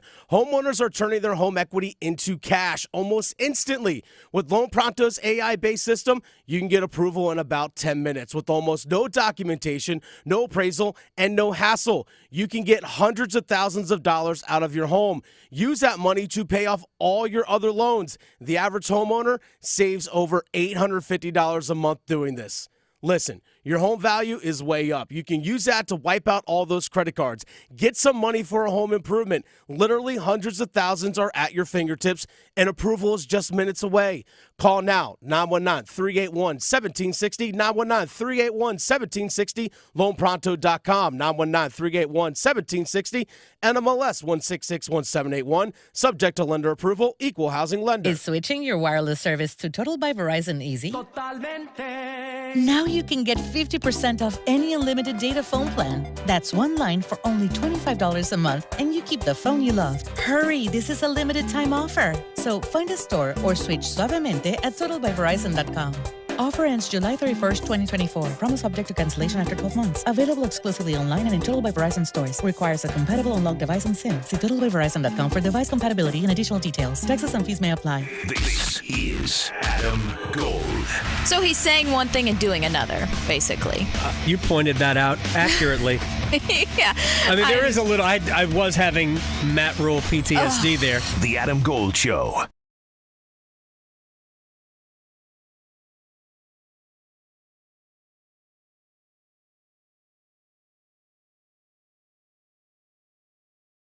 It's the Adam Gold Show. I am Adam Gold.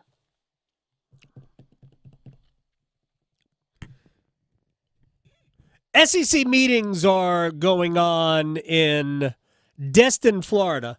It's interesting to me. The Southeastern Conference does their spring meetings in Destin, which is in the Panhandle of Florida. It's kind of a resort spring bake. Well, there's something Freudian about that. Spring break site. And the ACC uses Amelia Island, Florida. I'm not familiar with that as a spring break destination, but the Panhandle certainly has become very popular. And, of course, Destin, Florida, Amelia Island is where the ACC has traditionally been. The interesting thing for me is that you get two different vibes coming out of both locations. So the ACC has their spring meetings, and they invite Joe Lunardi to help them wonder, how can we better position ourselves for the college basketball tournament in terms of getting more teams in? How do we fight this? Well, the ACC just isn't very good as opposed to other leagues who theoretically and mathematically play better basketball. Well, you didn't need Joe Lunardi to basically say, hey, win more of your games.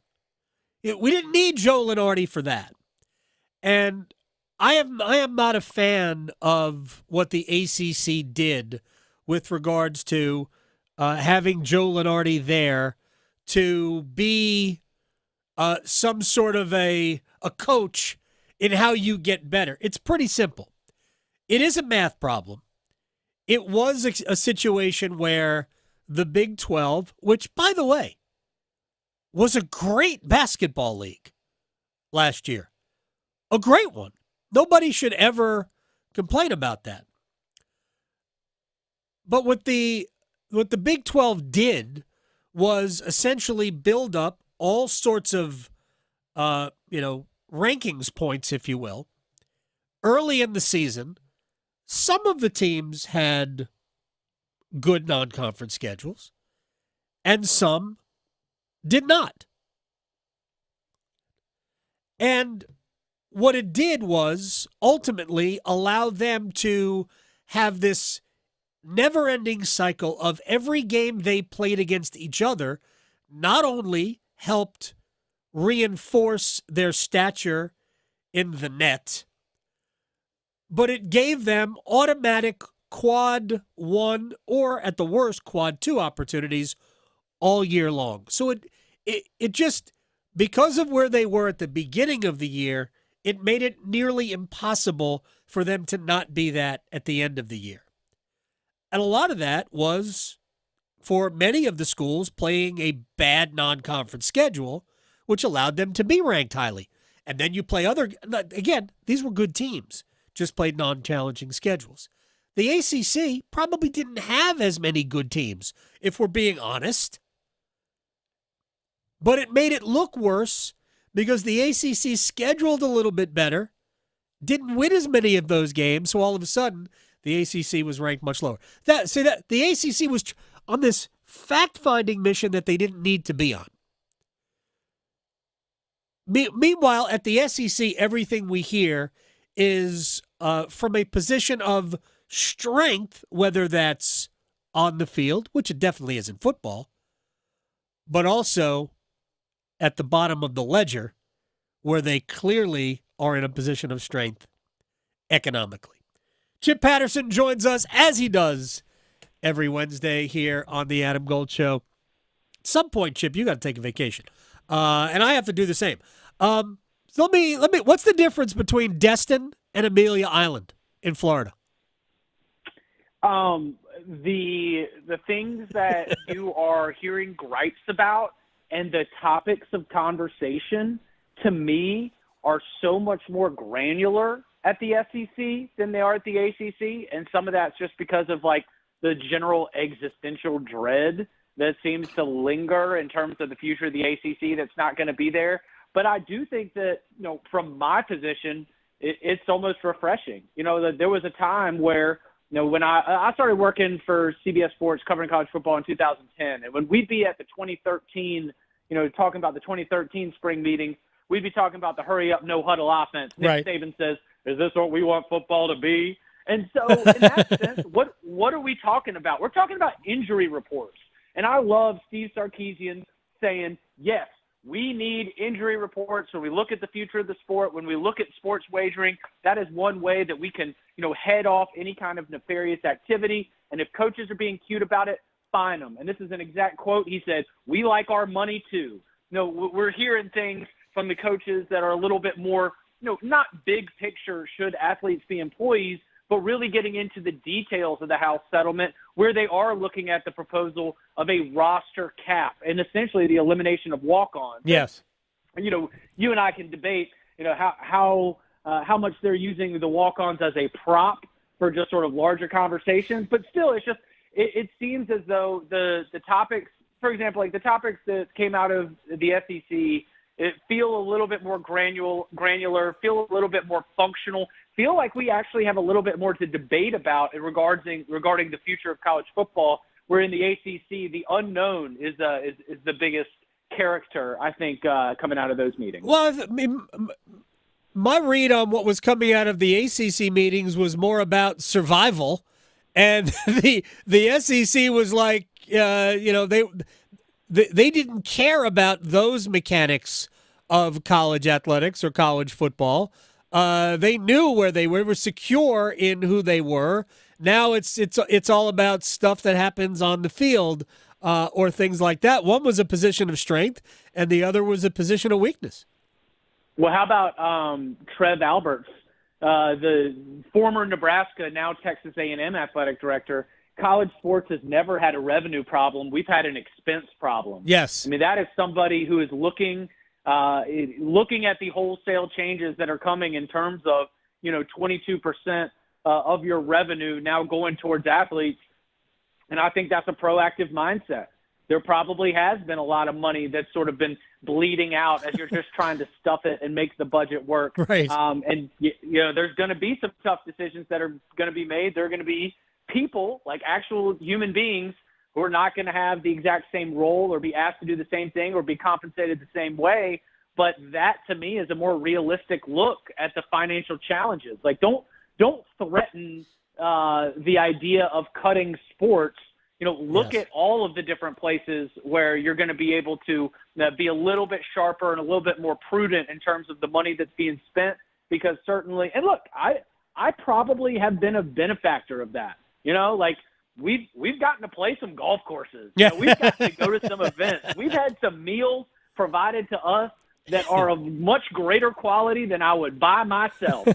But those are places where I think as athletic departments start to consider what the future is going to be like, again, with $25 million going to the athletes at the school's discretion, I think that hearing from some of these SEC coaches, these SEC athletic directors, it just feels like it's a much more focused approach.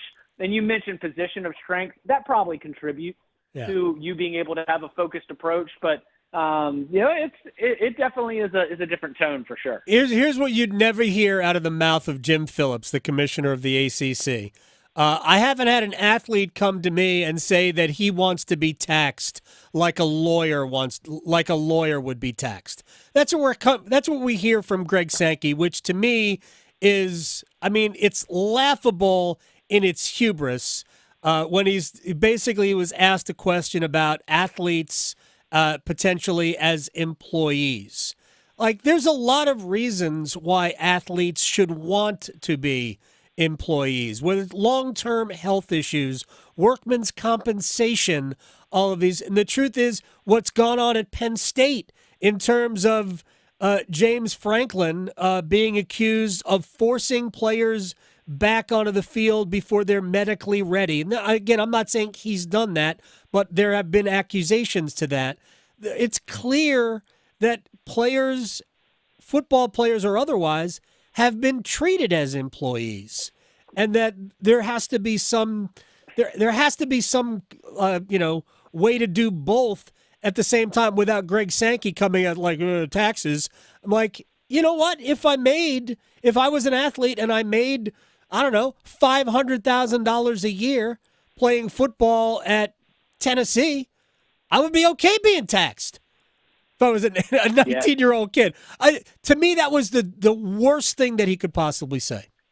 And it's so funny you point to that one, because I was discussing it with Danny Cannell on today's Cover 3 podcast. And, Danny was like, it was actually a little bit surprising coming from him, someone who usually is a little sharper and a little bit more measured and doesn't lead to as many, a layup that we can just like swat out of the sky. LeBron James chasing down Andre Iguodala. Right. Like I did not think that was there. I mean, yeah, you can actually, then you get this one right here. You get, well, actually, being taxed as a 1099 is more of a headache than it is being taxed as an employee. So if you were taxed as an employee, it's actually easier to be able to keep tabs on things throughout your busy life as now a paid athlete of the university. So, look, he's made a lot of trips to Washington, D.C. He is at the front of those lobbying efforts. We have pointed out, I know you have definitely pointed out, the amount of money that the ACC has spent on congressional lobbying efforts. I don't know about Greg Sankey's investment in that. I haven't seen their tax return recently, but it does sound like he has been at the front of that as well. So, yeah, I don't think he stuck the landing on that one. No. My takeaway is that he is very clearly still in the we're going to set up as much as we can to appease the settlement lawyers, but we are doing everything we can to stay away from having them be determined to be employees. Greg Sankey put himself into Jim Delaney territory when Delaney threatened that he would take the Big Ten back to Division III if athletes started to be compensated. That did not age well either. Chip Patterson is joining us here on the Adam Gold Show. And by the way, in that, in Sankey's comments coming out of SEC spring meetings, he talked about still needing Capitol Hill to come forward with antitrust protection, while at the same time admitting that they were not inclined to do it. So what I don't understand is these are all smart people. You know that they're not going to do it. So why are we continuing to ask for something we know will not happen? It's like my son asking me for a Ferrari. It's not going to happen. I know you want a Ferrari. Right. He doesn't want a Ferrari, by the way. He doesn't care. He doesn't even want to drive. He's got driver's ed coming up in about 3 weeks. He's not interested. He's not excited about it. He doesn't really want a car. He just wants to be driven everywhere. But that I just don't understand. On one hand, saying we need this, and on the other hand, saying I know we're not getting this. It was pointed out to me at some point that you need to be able to have that, if not a paper trail, at least a documentation of all of your efforts. Right. That, if you get to a point where it's everyone else falls back or the big conferences break away, that you can say, if you are Greg Sankey or Tony Petitti, you can say look, we tried to make this work. Look at this, and this, and this, and this, and this, and we tried to include everybody, and that they're almost – I mean, look, these could be conversations that are 7 years into the future, but it could be them laying the groundwork to be able to say that they are not the bad guy and that they tried really hard. So when Greg Sankey is saying, I've been trying really hard, I don't think it's going to happen, right, but I've been trying really hard, it's almost, putting on the record that the SEC was fighting for some kind of future that could include everybody, probably in the back of their mind, knowing that if we get to a point where a lot of the FBS or Division I schools do not want to participate in the same economic environment because of the cost and because of sort of what it may mean, that he is a little bit less of the villain in that situation. Yeah, I mean, it all depends on what everybody wants to believe. Do I believe that Greg Sankey is looking out for the greater good of college? We'll just use college football. Do I believe he's looking out for the greater good? Not a chance. Do I believe he's looking out for the greater good? Maybe he believes the greater good is SEC dominance for the entire sport. I disagree, but that's what I believe his only goal is, and honestly, it should be to do the best he can for his constituents. But in doing that, it's really at the detriment of the sport as a whole, because we're getting to a point where there's only 2 leagues, which is why, and I've seen your colleague Chip Patterson is joining us here, as he does every Wednesday, your colleague Bud Elliott, talking about when Florida State is in the Big Ten. I'm not saying that won't happen.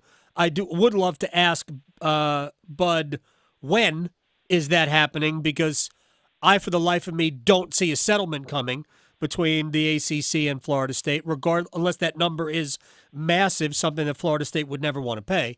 But when I see that, I would like to go, when is that coming? Because honestly, that's what we're headed to. We're headed to a time where we've got like 40 schools playing at the highest possible level, and even schools within these leagues not. Yeah, all right, a couple things. Number one, Florida State leaving the ACC and Florida State then landing in the Big Ten is a little bit of the, is it Occam's razor? Like, sometimes the simplest answer is the best one. Right. It's just it's the one that makes the most sense. Your win is obviously the Florida State fans are going to say 2025. More realistic voices have said maybe by 2026. And then the idea that Florida State might not want to pay a huge sum of money, they might not want to, but they might be willing to. So how about this? EA Sports hosted Bud and several others for the new college football video game. On today's episode of Cover 3, he gave his details about it. They were going through the slide of a 2-hour presentation showing all the different features. One of them is that you can edit conferences. And Adam, wouldn't you know it, that when they edited conferences, they moved Florida State right out of the ACC and into the Big Ten? Sure, I'm sure they did. I mean, it's right there for them. I'm sure they did. How does private equity play a role in Florida State, especially with Drew Weatherford being, Redbird Capital or whatever that is, thinking that they're going to make college sports better by having college sports leverage itself against its future? How does private equity enter into Florida State's future? It could be private capital, and I don't know this. I went to a big old state school, and I didn't get past Econ 100. But the private equity, you're coming in, you are taking ownership of the company and infusing with cash. Yeah. Private capital, you are just infusing cash.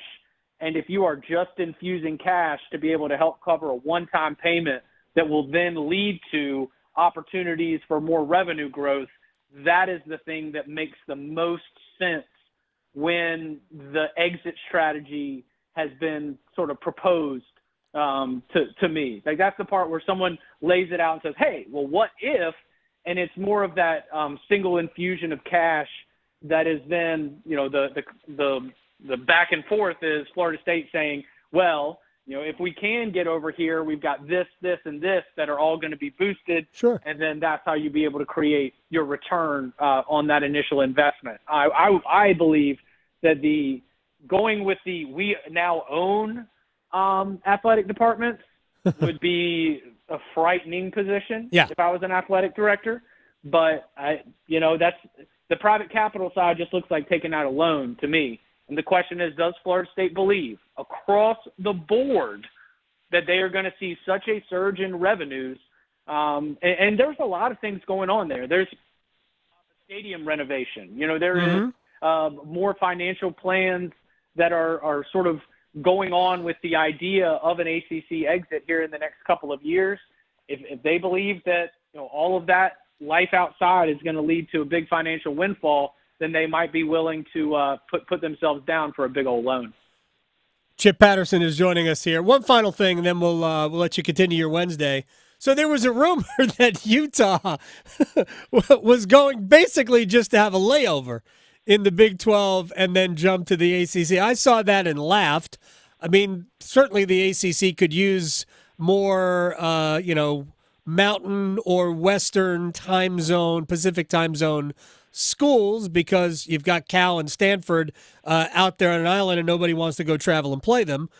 We should probably consider regional scheduling anyway.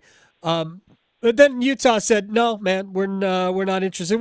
What's your take on just that rumor being out there, and is there anything to thoughts like this? I didn't laugh. Why would you laugh about anything in terms of conference realignment? Well, I mean, TCU and Boise State were headed to the Big East. Right. You remember that hot minute? Absolutely. Yeah.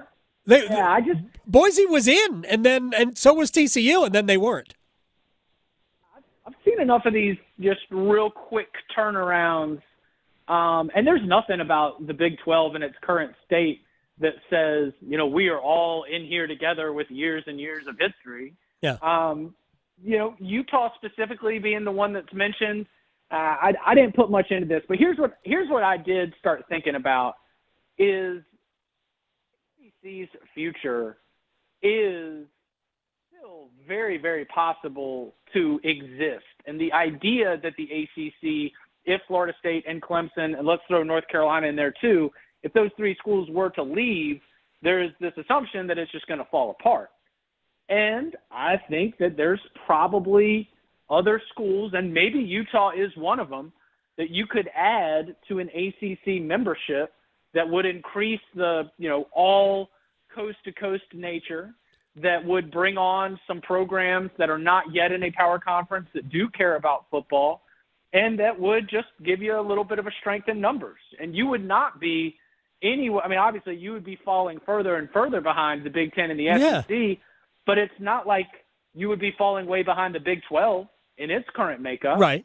And so I guess I've just, come around to that other side of this, that, while there were a lot of people that weren't happy about adding Cal, Stanford, and SMU, the idea of just keep adding members and we won't crumble apart is maybe the method for survival here. And maybe we do start to cycle back and hear from a Memphis and hear from a Tulane and maybe Oregon State and Washington State, who are currently playing a scheduling agreement against Mountain West. Right. Maybe they join the crowd as well. And maybe Utah is a part of that too. So the specifics to Utah, I didn't put too much in one way or the other, but the fact that it was a rumor that was circling around, did bring me back to something I've considered for a long time, which is that the ACC might have further expansion in its future. They have to. I mean, or maybe it would just make sense to be to be a smaller league and distribute less. Maybe it would be significantly less, but maybe it would just make sense to be a smaller league. I don't know. The version, easy for me to say, of the future of college football is very different from what we see today. I just think it's gonna look a whole lot closer to, European football with upper tiers and second tiers and third tiers than it does like what we have today. I just think if you're not in part of the two leagues, then you're gonna be playing second tier football. It's just the way I look at it. And then schools like Vanderbilt and Northwestern and Indiana and Nebraska are going to be essentially, the Burnleys of the world, They're going to maybe it's not relegation, but somebody's got to lose. And those schools are going to lose. Chip Patterson, get. Well, I was just going to say, we'll see what happens with the 12-team playoff, because it's very possible that just by looking at the way this thing goes, that's already happening. And that the spots reserved for the ACC and the Big 12 are going to end up carrying about the same amount of weight within the sport as the spot that is reserved for the highest-ranked Group of 5 conference champion. And if that's the case, then it is second-tier football. Yeah, I don't think there's any – I mean, that's ultimately what we're headed for. Chip Patterson, I appreciate your time, my man. I'll talk to you very soon. Sounds good. Y'all be well. You got it. Chip, @Chip_Patterson, Cover 3 podcast. When we come back, an update from Louisville. It's a big one. And we will place bets next.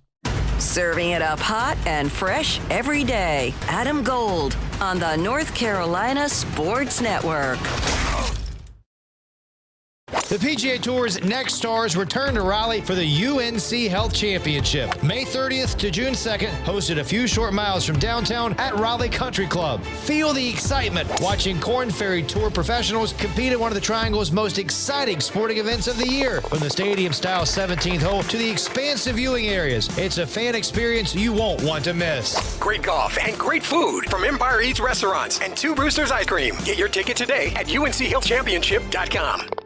It is playoff time in the NBA and the NHL, and FanDuel is America's #1 sports book for a reason, people. Adam Gold here, and new customers can get $200 in bonus bets guaranteed when you make your first $5 wager. Just tell them you know me. FanDuel.com, promo code AGS to sign up. FanDuel.com, promo code AGS to sign up. Hurricanes goals, Nikola Jokic triple doubles. I don't know. $200 in bonus bets, win or lose, when you make your first $5 wager. All you have to do is go to FanDuel.com, promo code AGS to get started. It's that easy to make sports even that much more enjoyable. FanDuel is America's #1 sportsbook. Must be 21 and older and present in North Carolina. First online real money wager only, $10 deposit required. Bonuses issued as non-withdrawable bonus bets that expire 7 days after receipt. Restrictions apply. See full terms at FanDuel.com/sportsbook. Gambling problem? Call 877-718-5543 or visit morethanagame.nc.gov.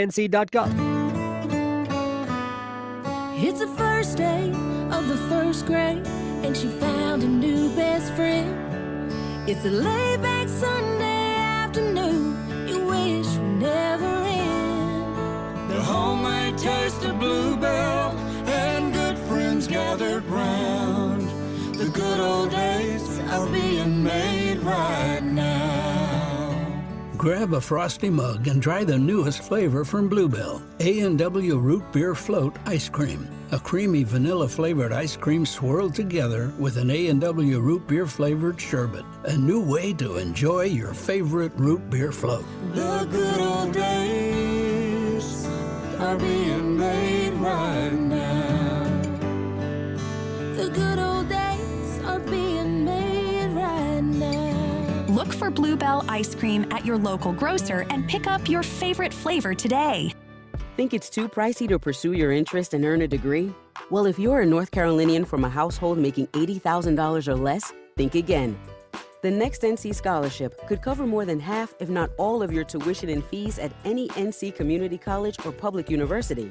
This is money that doesn't have to be repaid. The next NC Scholarship helps you know what you're getting, because it combines federal and state-funded financial aid to form a new, simplified award. We're talking at least $3,000 for community college or $5,000 for a public university, making the cost of education more manageable. The next NC Scholarship also helps you know where you're going, because you could see how much you could get to pay for the schools you're interested in. So picking the right path for you and your future is now easier than ever. Applying is as simple as filling out the FAFSA. Dig into the details at nextncscholarship.org. The Next NC Scholarship. Know what you're getting, know where you're going. Did you know Medicare fraud is costing us $68 billion a year?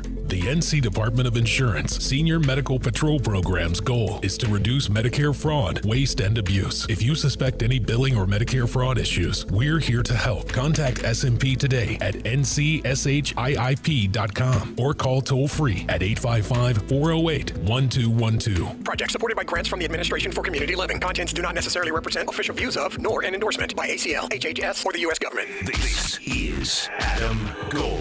Thank you very much for your time, man. We will talk again. Adam, anytime for you, my friend. Thank you. I don't know why it makes me laugh. Why does that make me laugh? I don't know. Maybe you just are used to people being mean to you or something, like Twitter. I don't know. The Adam Gold Show.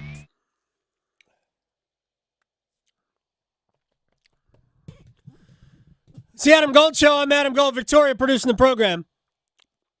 It was almost 2 weeks ago today. It was actually Friday 2 weeks ago when we sort of woke up to, wait, Scotty Scheffler was arrested? Wait. Like, Scotty Scheffler? What? The golfer? Yep, that one. Arrested? Who just became a dad finally? So, yeah, right. Anyway, the charges in Louisville have been entirely dropped. What's interesting is that we've gotten more audio from what happened that morning outside of Valhalla, when, again, it should be pointed out that someone lost their lives in a traffic accident. It was a pedestrian that was hit by a bus that was shuttling people to and from the golf course. And that person passed away at the scene. So it was bad weather, and it created this massive traffic pileup, a pile of snarl, whatever you want to call it, that had had traffic diverted, had traffic at a standstill, all of that.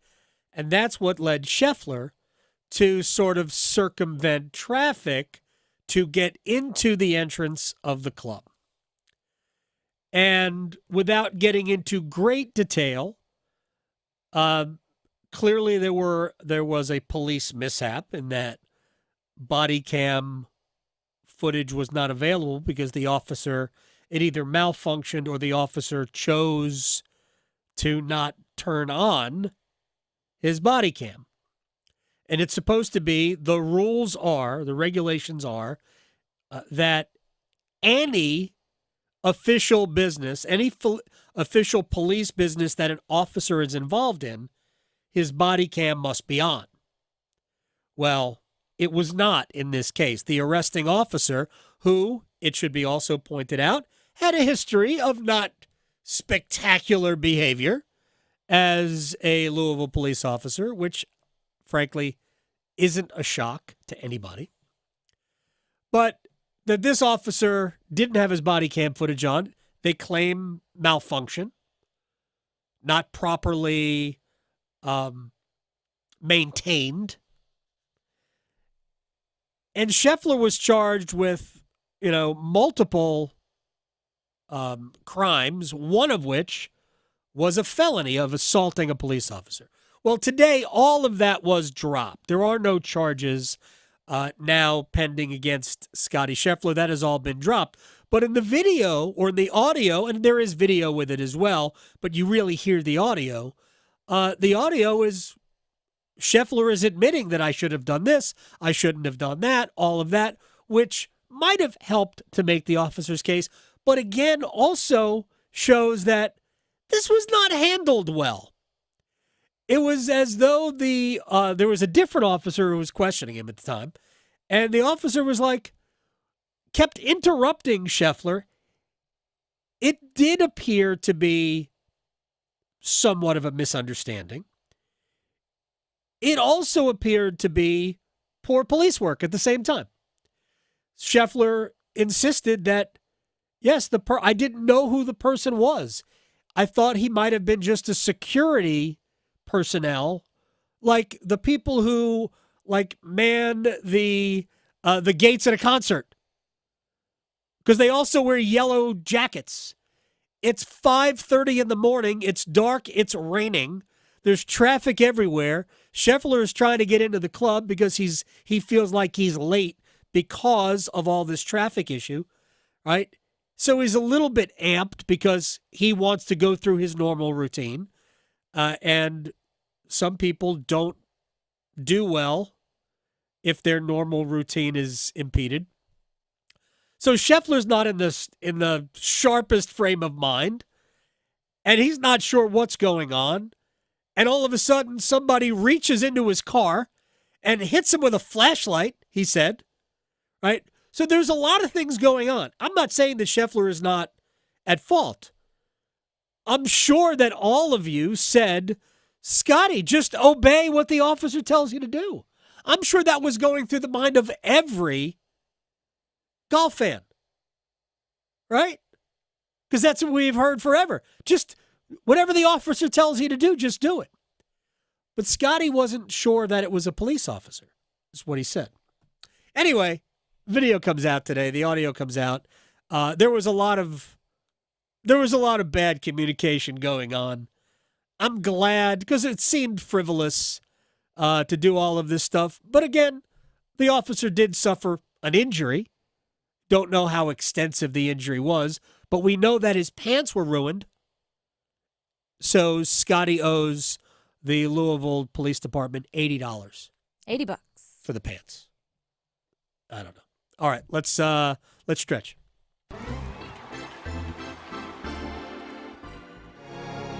Okay, so I found some good things today. Okay, good. So you always do. I tried to. So first of all, I thought this was funny because since it's summertime and sports go on a little lull, it's interesting to see. That never happens. Well, not for me, but not everybody likes MMA. Right. So I read this article about the top 10 most watched series and their average viewership. And as you can imagine, 3 of the top 10, the actual top 3, do you want to guess what those all involve? Football. Oh, yeah, of course. Sure.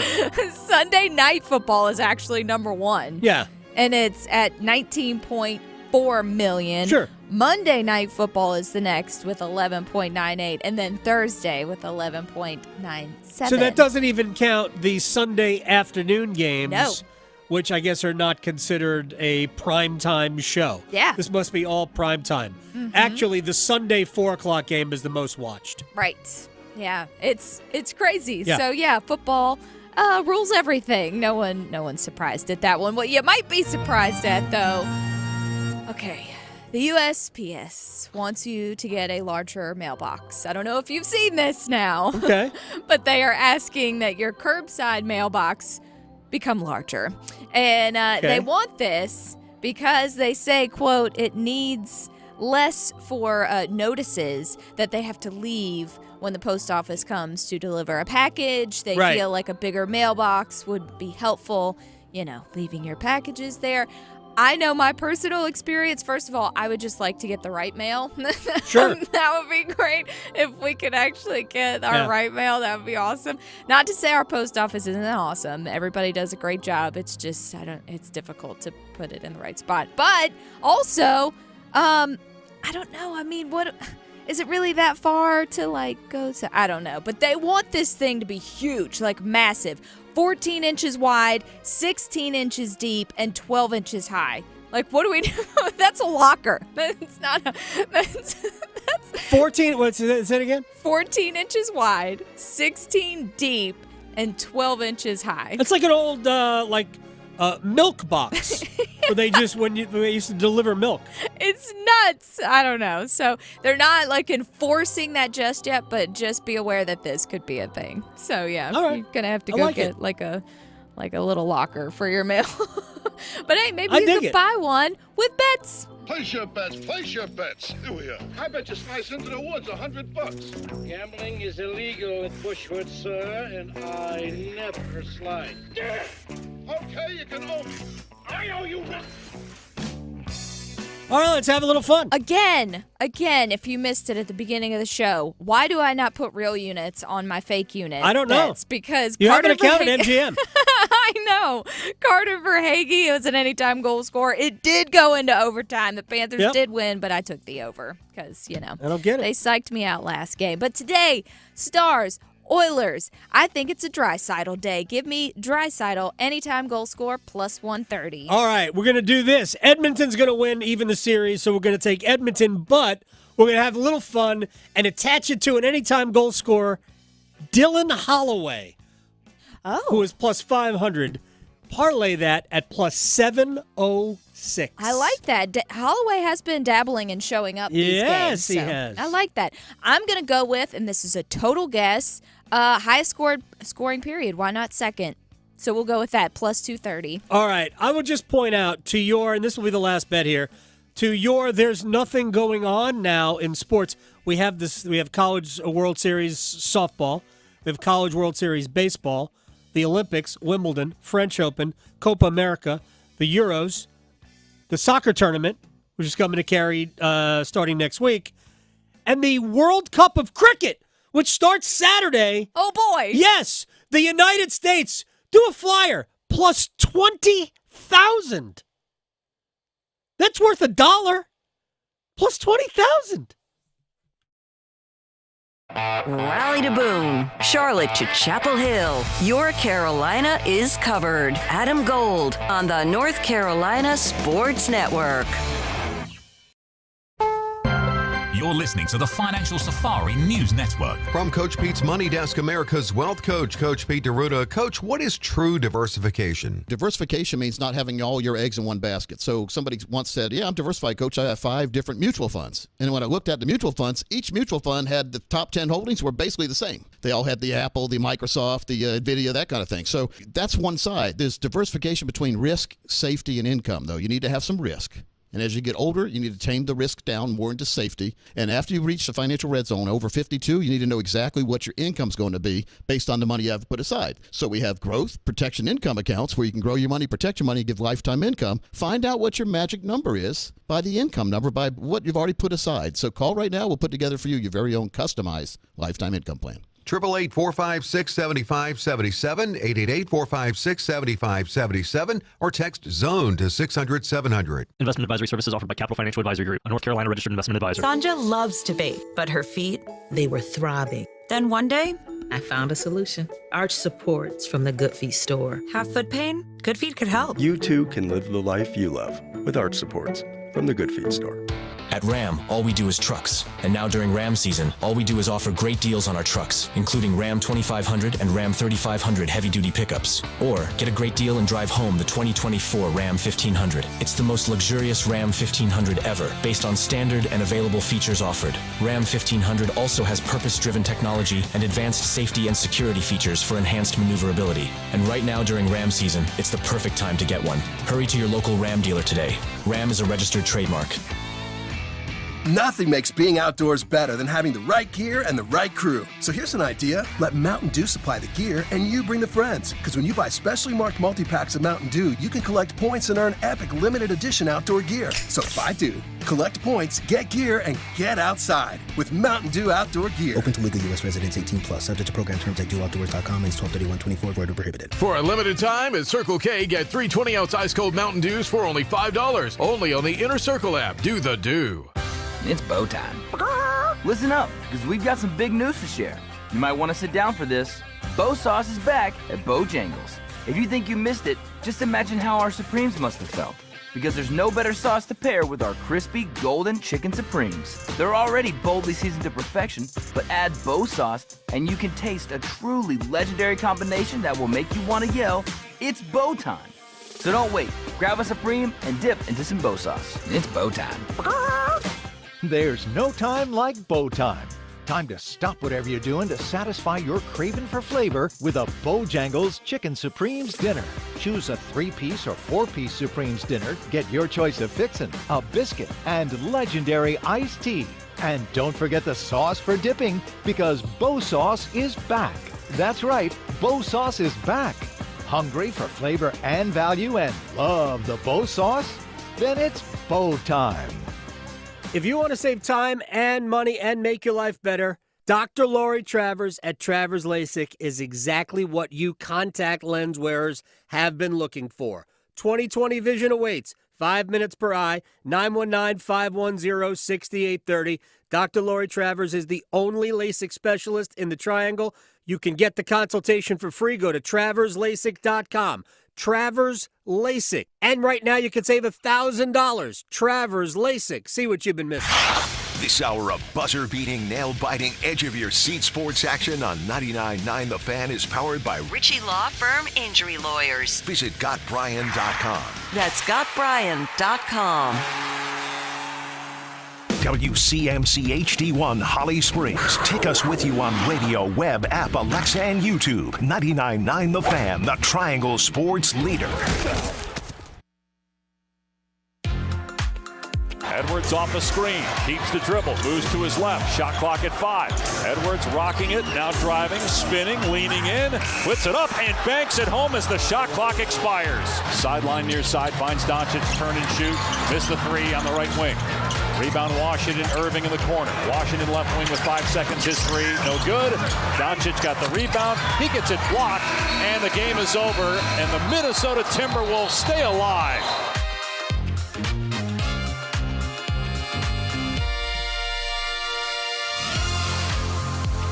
It's the Adam Gold Show. I am Adam Gold.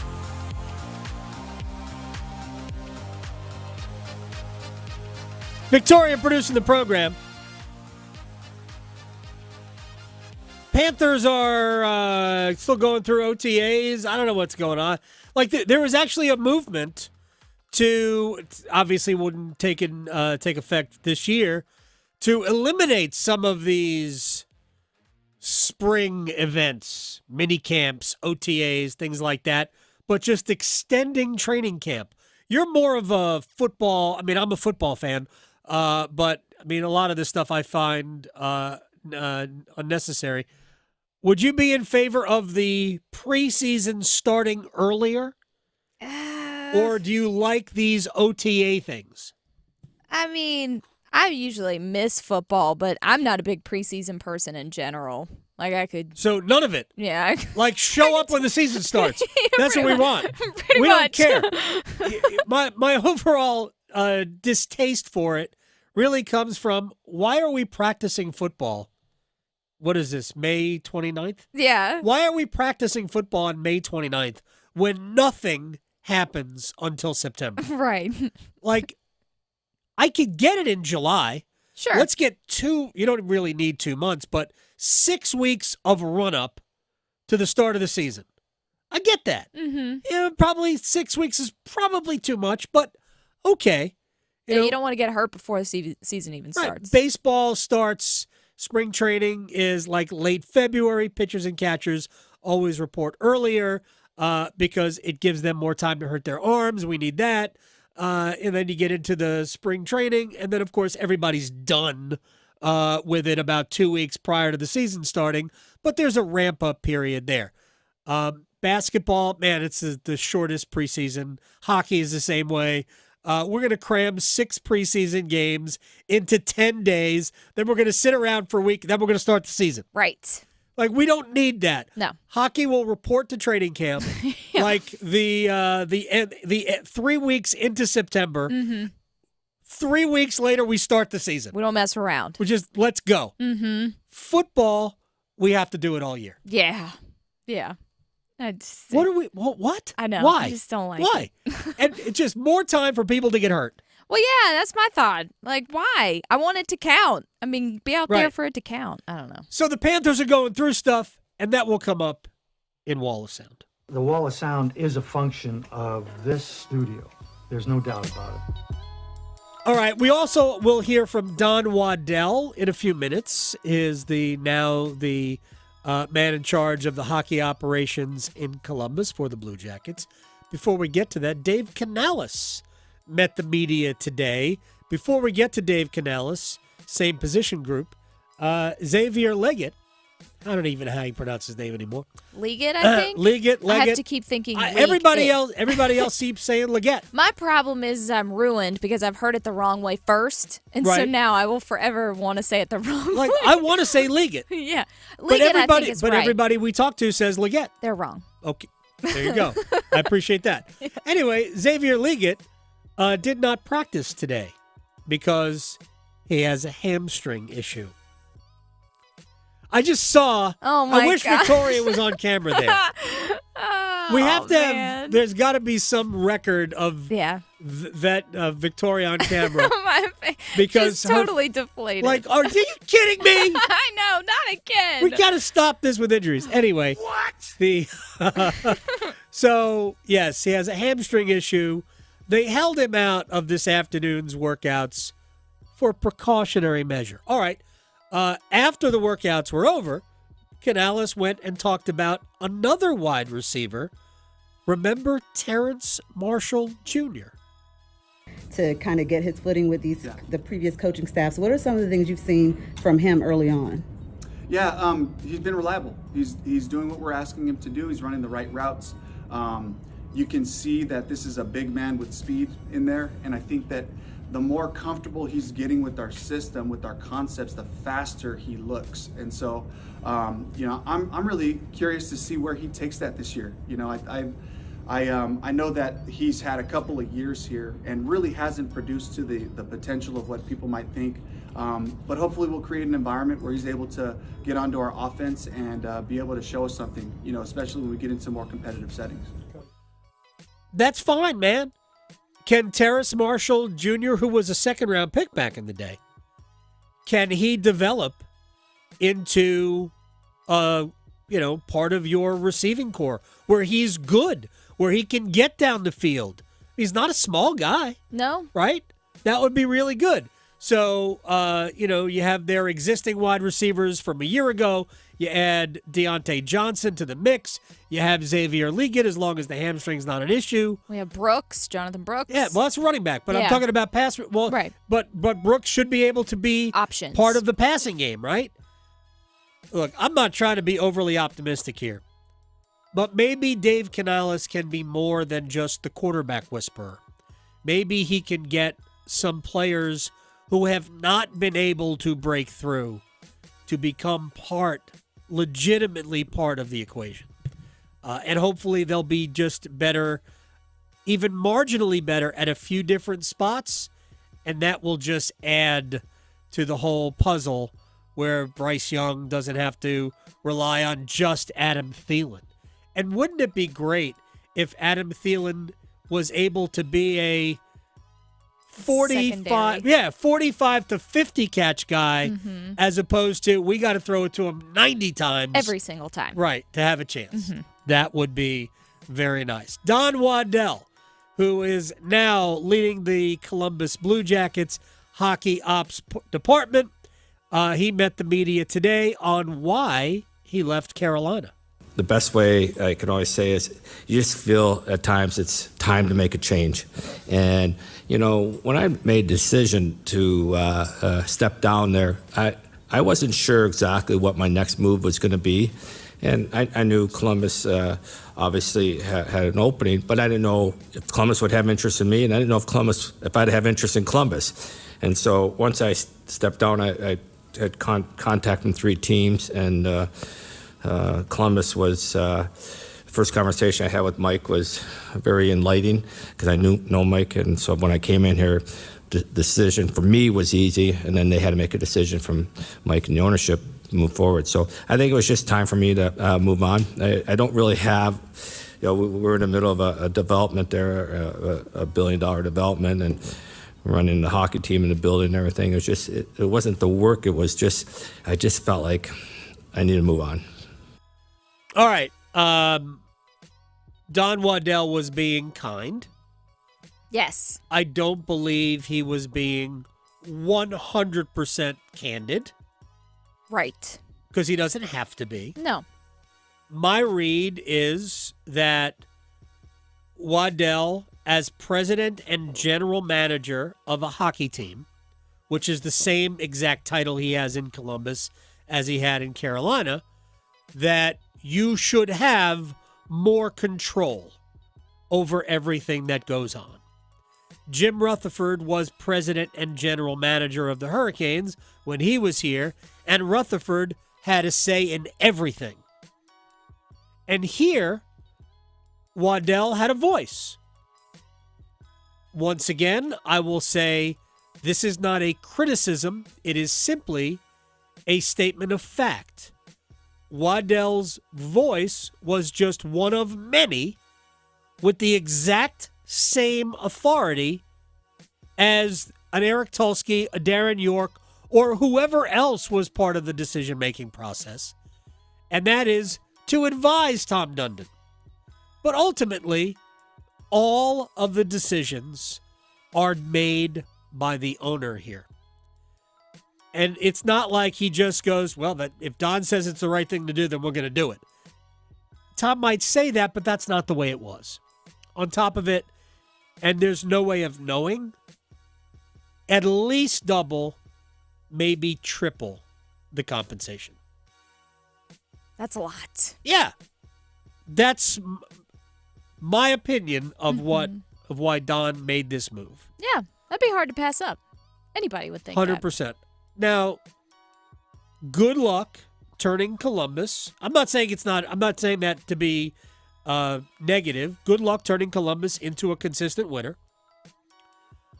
For all the criticism you can levy at the way Carolina's organization runs, I look at the proof. Yeah. And the proof are the standings, the success, all of that. Waddell was a part of that. He should be proud of what he helped accomplish here. But ultimately, the plan that Tom Dundon has put forth and has shown the personal discipline to stick to and execute, the plan is a good one. I know, well, what have you won? Stack it up against all the other teams that have also won as much as Carolina over the last 6 years. Yeah. Do yourself a favor and stack it all up, because Carolina has been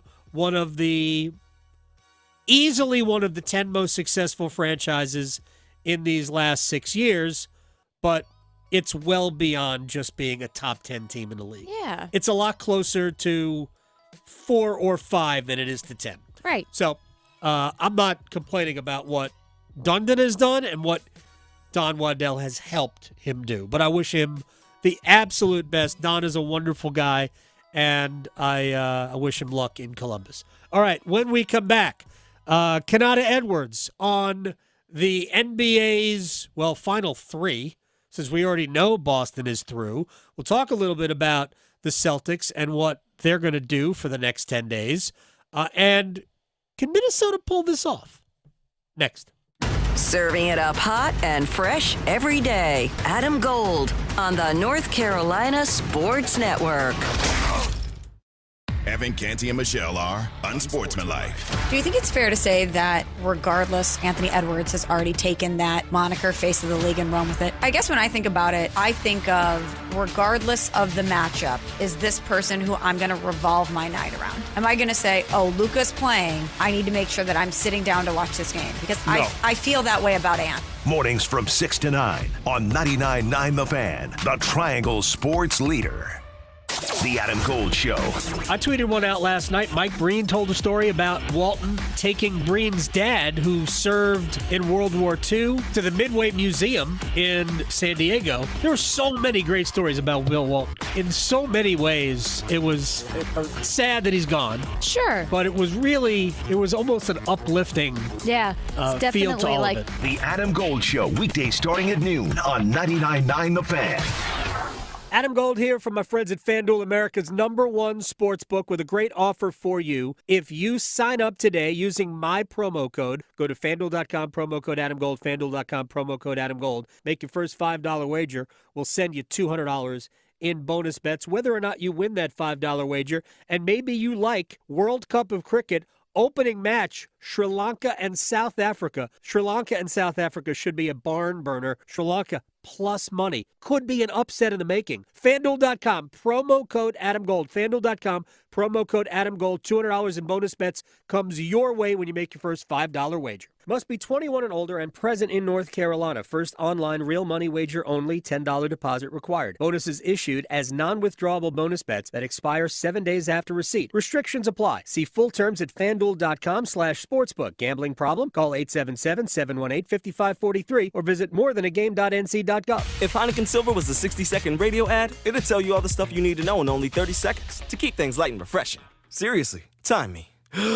Heineken Silver, a world-class light beer that's surprisingly crisp and refreshing, made with only premium quality ingredients and just 2.9 grams of carbs and 95 calories, all without compromising on taste. Heineken Silver, all the taste, no bitter endings. Order now at Heineken.com/silver. Must be 21 and older to purchase. Enjoy Heineken responsibly.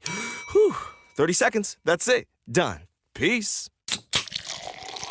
Are you not able to enjoy this summer as much as you want because of joint pain? This is the best time for being outdoors, but not if your knees, shoulders, back, or hips are hurting. Don't suffer any longer. Non-surgical joint pain relief is here at QC Kinetics. QC Kinetics is the nation's leader in regenerative medicine. I'm talking lasting joint pain relief with no surgery, no drugs, and no downtime. QC Kinetics advanced treatments harness your own body's ability to restore and repair damaged joint tissue, so you can walk, run, hike, play golf, and move again all pain-free. QC Kinetics is under the leadership of former orthopedic surgeon Dr. Mitchell Scheinkup, a true pioneer in regenerative medicine. Their advanced protocols have enabled tens of thousands of patients to reclaim their mobility. Stop putting it off. Take action now and live your best life again. Call QC Kinetics for a free consultation. 919-400-5473. That's 919-400-5473 with locations in Cary, Clayton, Raleigh, and Wake Forest. 919-400-5473. Do you find yourself stuck in a timeshare? Get the real facts about the timeshare industry and your options for cancellation. Chuck McDowell, founder of Wesley Financial Group, has put together a free information guide that reveals the secrets the timeshare industry doesn't want you to know, including the 5 ways to get rid of your timeshare. Call now and get this timeshare cancellation guide absolutely free. Call 800-838-6161. That's 800-838-6161. 800-838-6161. It's Window Nation's semi-annual sale, and it's a big deal. Right now, get 50% off all windows, along with no interest for 5 years. Plus, bonus savings when you schedule a consult today. If your windows leak, get foggy or hot, or you're paying high utility bills, that's a big deal. With Window Nation's semi-annual sale, you can replace your windows and save a big deal, too. Schedule a no-obligation in-home estimate. Call 866-90-NATION or visit windownation.com. This is Adam Gold.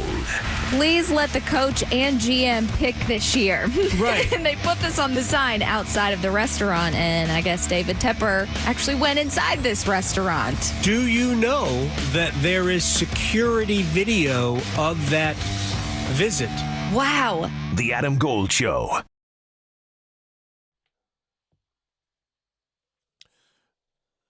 It's the Adam Gold Show. I'm Adam Gold. We had a developing situation at Stade Roland Garros.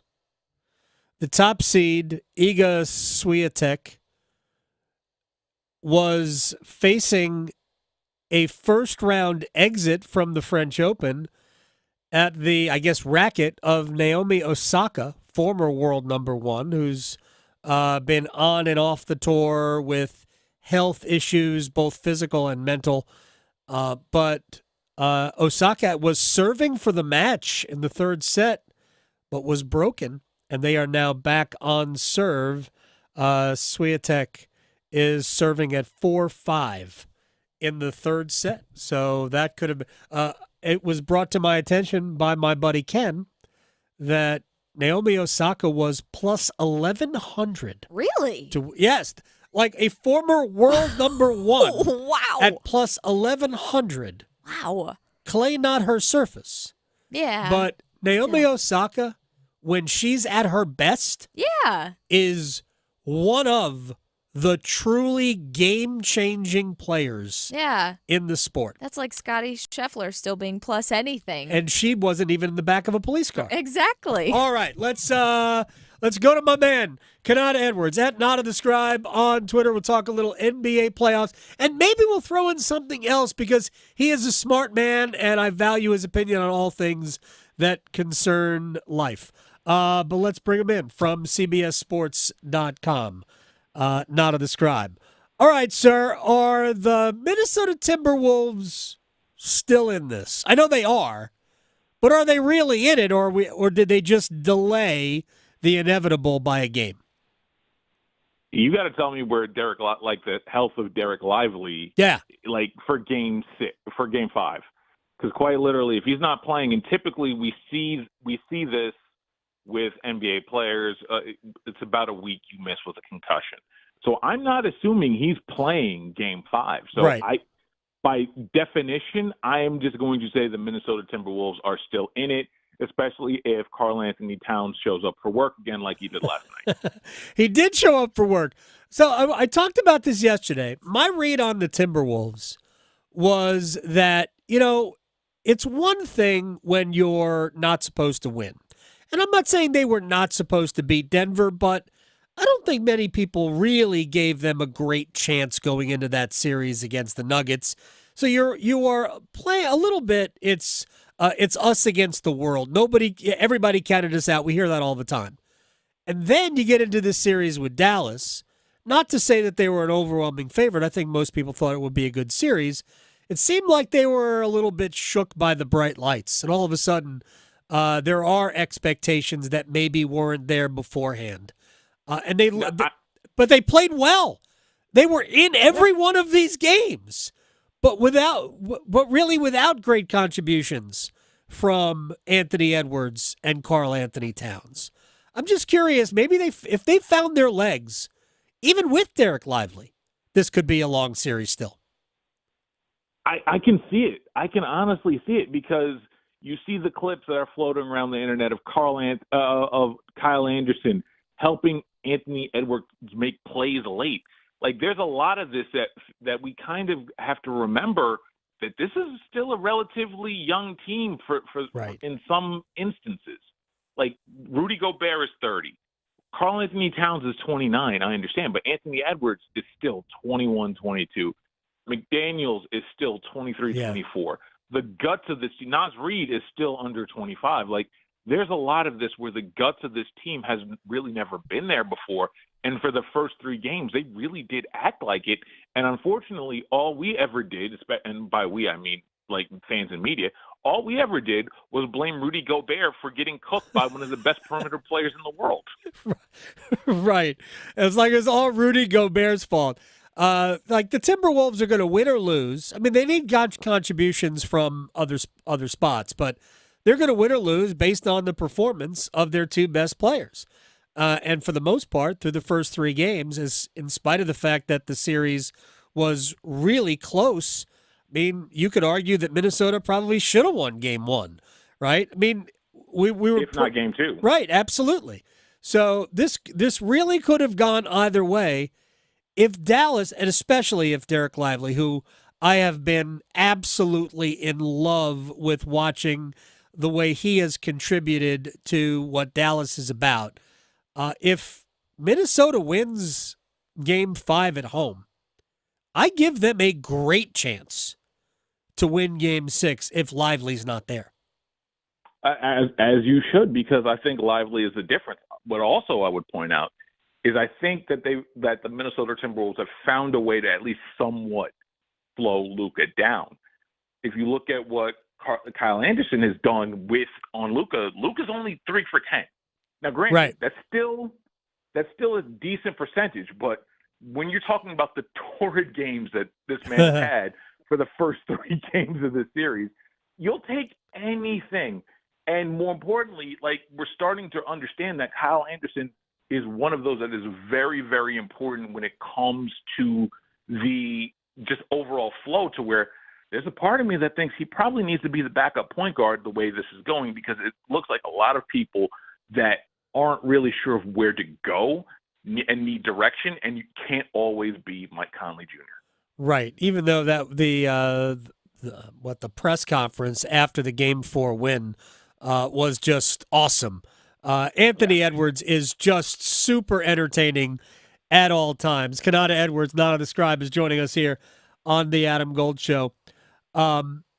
This won't, for me, it will not change regardless of the outcome of this series. But now there is has Kyrie Irving changed everybody's opinion of Kyrie Irving? I think the acceptance of the role of Robin has changed everything for Kyrie. I think it's allowed him to relax. He's not trying to prove anything. I don't think that will change even if Dallas blows a 3-0 lead in this series and loses. I think no. I think that's one thing that'll change it. I do think being the first since the Boston Red Sox to blow a 3-0 lead would change a lot. Would basically change the narrative in the other way. But I do want to give credit to Kyrie because it's very clear that he's had some hard conversations in the last year to where they've recognized, like, yo, you can't do some of the same stuff that you were doing. Now, granted, I'm always going to be wary of that because, well, it's Kyrie, and he's shown for every piece of contrition, there's that need to act like the Joker on the other side of it. So I'm wary, but I do believe that we've reached a point where he's finally been told to grow up, and there's a part of him that really actually has grown up, and it's great to see as we see in this series and overall in these playoffs. I wish he had accepted the role of Robin when he was still with LeBron, but I get why he wouldn't, right? Why he was arguably in terms of... It's also Cleveland, Adam. It's also Cleveland. Let's remember that part. It's okay to be like Robin in Dallas. It's a major market. There are a whole bunch of other things. It's a whole other thing to be stuck as Robin in the Mistake by the Lake. That's a very good point. Kanata Edwards, not on the scribe on Twitter, joining us here on the Adam Gold Show. All right, so two things. One, Boston's going to be sitting around for a while. June 6th is game one of the NBA Finals. It will be about 10 days between games for the Celtics. Good or bad? Considering that they need a healthy Kristaps Porzingis to win the finals, regardless of who shows up, I think it's a good thing. Okay. 10 extra days for Kristaps Porzingis to be ready. Now you've given him basically a month to heal up from the leg injury. I think that'll be perfectly fine. He should be ready to go. If not, there are other questions that I have. But for the most part, like, I understand that Boston hasn't been challenged, but for the most part, like, they've had enough easy games and they've had enough not to be challenged to where they can scrimmage each other, keep each other fresh, and be ready for that finals. And most of them have been there before. I don't think it's as big of a deal as I think we're making it at this point. They're going to have a whole training camp before we get. They should have summer league before they get to the NBA Finals. Kanata Edwards, not on the scribe here. Yeah, the health of Kristaps Porzingis. Here's my only question. It'll certainly be different whether it's Dallas or Minnesota. But my only question about Boston is that they weren't tested against Miami. They weren't tested against Cleveland. And I think the only reason why we had competitive games, and this, I'm trying not to disrespect Indiana, but when you lose your best player for the last two games, and arguably the games become tighter, and they should have lost game one, to me, I am still not convinced that Boston gets how to play as a championship caliber team. How crazy is that? I don't disagree with that, but I also think this is how you learn, or how you're going to learn is against whomever comes out of the West, whether it's Minnesota after a long 7-game grueling stretch, or if it's Dallas in 5, 6, or 7. I think we're going to figure it out. Because either way, you're going to have to go through a team that was the best defense in the league, or you're going through two of the best finishers and the two of the biggest closers in basketball right now in Dallas.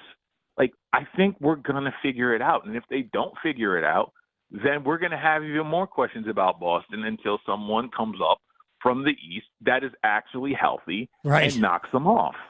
So I do think that while we don't have any answers, I believe we are absolutely going to go get them. And I think that's part of the fun about this upcoming final series is that we are going to figure out if this team has championship moxie or not. And the truth is that we might be looking for reasons. I shouldn't say we. I might be looking for reasons to doubt the Celtics. No. I don't think you're looking for reasons. They've given you enough. Okay. Like, that's the thing. However you feel about the Boston Celtics, this current iteration, you're probably right. They have given you every reason reason to not believe in them, to believe in them, to whether you're shaky, 1 foot in, 1 foot out. They've given you enough reasons to believe what you believe and probably be right about them. All right. Before I let you go, I saw you tweet something yesterday at Not of the Scribe. And I'm going to talk about this more extensively tomorrow with somebody who helped shape the new policy of Major League Baseball, where they are now recognizing the statistical performance of Negro League players to the point where the answer to trivia questions will change. All time, who has the greatest single season batting average in I guess it's not Major League Baseball, in baseball history. Best slugging percentage. All of these things are going to change. Career batting average, although hasn't necessarily changed because Mr. Josh Gibson doesn't have enough plate appearances to really qualify if you think about it. But anyway, what are your thoughts on, because you said you had mixed emotions about Major League Baseball's decision to recognize Negro League statistics as real? I don't think it's like I said, it's very complex. Very. One, I am very glad that these stats are being recognized and that's my first thought. The other portion of this feels like, but yeah, we have to kind of address the elephant in the room when we talk about the Negro Leagues. We do have to talk about Jim Crow. We do have to talk about segregation. We have to talk about a lot of these things. And by just integrating the stats with no context whatsoever, all we're doing is we're just throwing a whole bunch of sugar down with a bunch of medicine that tastes nasty, and we are hoping that no one recognizes the difference. And I do worry that by doing this, we are effectively gentrifying Negro League stats. Major League Baseball is deciding, okay, you see that nasty little corner of the neighborhood? We're going to throw Starbucks right there. And we're going to integrate everything, and we're not going to add any kind of context. The one aspect of this that I do kind of appreciate when it comes to this is that what they are doing is they are compensating people for there was a story, I believe, about a week and a half ago, where they are compensating they're giving more benefits to Negro League players, people that played in it, so they're at least compensating for their service time while they're doing it. So it adds to the mixed feelings. Here's to me the real negative that we're going to see out of it, and it's not. I don't even know that it's a negative, but if we're going to have one, it's that there will still be that group of people that will say, "Well, what do you believe?" Because the history, if you look season by season within the Negro National League or the Negro American League, they're like, wait a second, how did that team only play 12 games? Why did that team play 60 games and that team played 12 games? There is so much inequity in that people who would otherwise find another reason to not give the statistics credibility. They will say, well, what did we really believe about these? How good was the competition? I think you could argue that the competition in the Negro Leagues was better than the competition in Major League Baseball. I think you could argue that.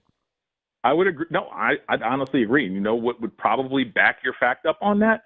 Remember, Jackie Robinson won the MVP in 1947. After that, 9 of the next 10 were former Negro League players. Yes. Think about that. When Branch Rickey decided, you know what, I want to win. I want to win games. I want to win more games. You know, it was a great thing that he did, but it really was about winning. And yes. Exactly. He exploited a market inefficiency. That's no different than any other GM in the history of sports.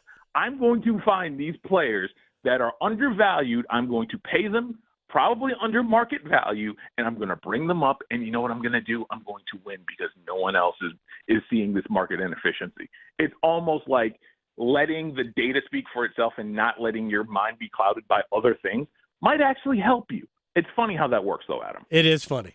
You are the best. Kanata Edwards, my man, Nada the Scribe on Twitter. Appreciate your time, my friend. I will talk to you very soon. Yes, we'll commiserate over the Mets. Oh, this is what a train wreck. They're going to sell everybody. It's going to be a mass exodus of players out the door in Flushing within the next month and a half. It's brutal. Absolutely. All right, yes, man. Exactly. Talk to you later. Talk to you soon. You got it. We haven't talked about the Mets all year, and there's a reason for that. They are just absolutely, they are booty. It's so disappointing. By the way, the Braves are calling up their top pitching prospect. And we discussed a little bit. I think we mentioned it yesterday. Ronald Acuna Jr. Has torn the other, it was the other ACL.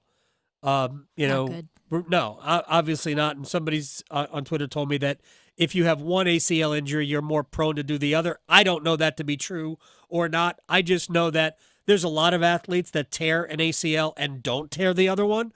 But now it's the second time in 4 years that he's torn his ACL. On the bright side, Braves fans, I think the last time he did, you won the World Series. Right, so there's that. There's still hope. This is not the way to do it. No. It's not the most efficient way to win a World Series. By the way, when we come back, it didn't end well. And a rewind next. Going beyond the box scores. Adam Gold on the North Carolina Sports Network. The PGA Tour's next stars return to Raleigh for the UNC Health Championship. May 30th to June 2nd, hosted a few short miles from downtown at Raleigh Country Club. Feel the excitement watching Korn Ferry Tour professionals compete at one of the Triangle's most exciting sporting events of the year. From the stadium-style 17th hole to the expansive viewing areas, it's a fan experience you won't want to miss. Great golf and great food from Empire Eats Restaurants and Two Roosters Ice Cream. Get your ticket today at UNCHealthChampionship.com. It is playoff time in the NBA and the NHL, and FanDuel is America's #1 sports book for a reason, people. Adam Gold here, and new customers can get $200 in bonus bets guaranteed when you make your first $5 wager. Just tell them you know me. FanDuel.com, promo code AGS to sign up. FanDuel.com, promo code AGS to sign up. Hurricanes goals, Nikola Jokic triple doubles. I don't know. $200 in bonus bets, win or lose, when you make your first $5 wager. All you have to do is go to FanDuel.com, promo code AGS to get started. It's that easy to make sports even that much more enjoyable. FanDuel is America's #1 sportsbook. Must be 21 and older and present in North Carolina. First online real money wager only, $10 deposit required. Bonuses issued as non-withdrawable bonus bets that expire 7 days after receipt. Restrictions apply. See full terms at FanDuel.com/sportsbook. Gambling problem? Call 877-718-5543 or visit morethanagame.nc.gov. It's the first day of the first grade, and she found a new best friend. It's a laid-back Sunday afternoon you wish would never end. The homemade taste of Bluebell and good friends gathered round. The good old days are being made right now. Grab a frosty mug and try the newest flavor from Bluebell, A&W Root Beer Float Ice Cream. A creamy vanilla-flavored ice cream swirled together with an A&W Root Beer flavored sherbet. A new way to enjoy your favorite root beer float. The good old days are being made right now. The good old days are being made right now. Look for Bluebell ice cream at your local grocer and pick up your favorite flavor today. Think it's too pricey to pursue your interest and earn a degree? Well, if you're a North Carolinian from a household making $80,000 or less, think again. The next NC Scholarship could cover more than half, if not all, of your tuition and fees at any NC community college or public university. This is money that doesn't have to be repaid. The next NC Scholarship helps you know what you're getting because it combines federal and state-funded financial aid to form a new, simplified award. We're talking at least $3,000 for community college or $5,000 for a public university, making the cost of education more manageable. The next NC Scholarship also helps you know where you're going because you could see how much you could get to pay for the schools you're interested in. So picking the right path for you and your future is now easier than ever. Applying is as simple as filling out the FAFSA. Dig into the details at nextncscholarship.org. The Next NC Scholarship. Know what you're getting, know where you're going. Did you know Medicare fraud is costing us $68 billion a year? The NC Department of Insurance Senior Medical Patrol Program's goal is to reduce Medicare fraud, waste, and abuse. If you suspect any billing or Medicare fraud issues, we're here to help. Contact SMP today at ncshiip.com or call toll-free at 855-408-1212. Project supported by grants from the Administration for Community Living. Contents do not necessarily represent official views of, nor an endorsement by ACL, HHS, or the U.S. government. This is Adam Gold. He takes the hat. It was like somebody who works there, was wearing a baseball cap. Takes it off the kid's head and puts it on the hostess station. Just takes the hat off this guy and puts it down. Excuse you? Like that's exactly what I went. I'm like, excuse me? Right. What are you doing? The Adam Gold Show.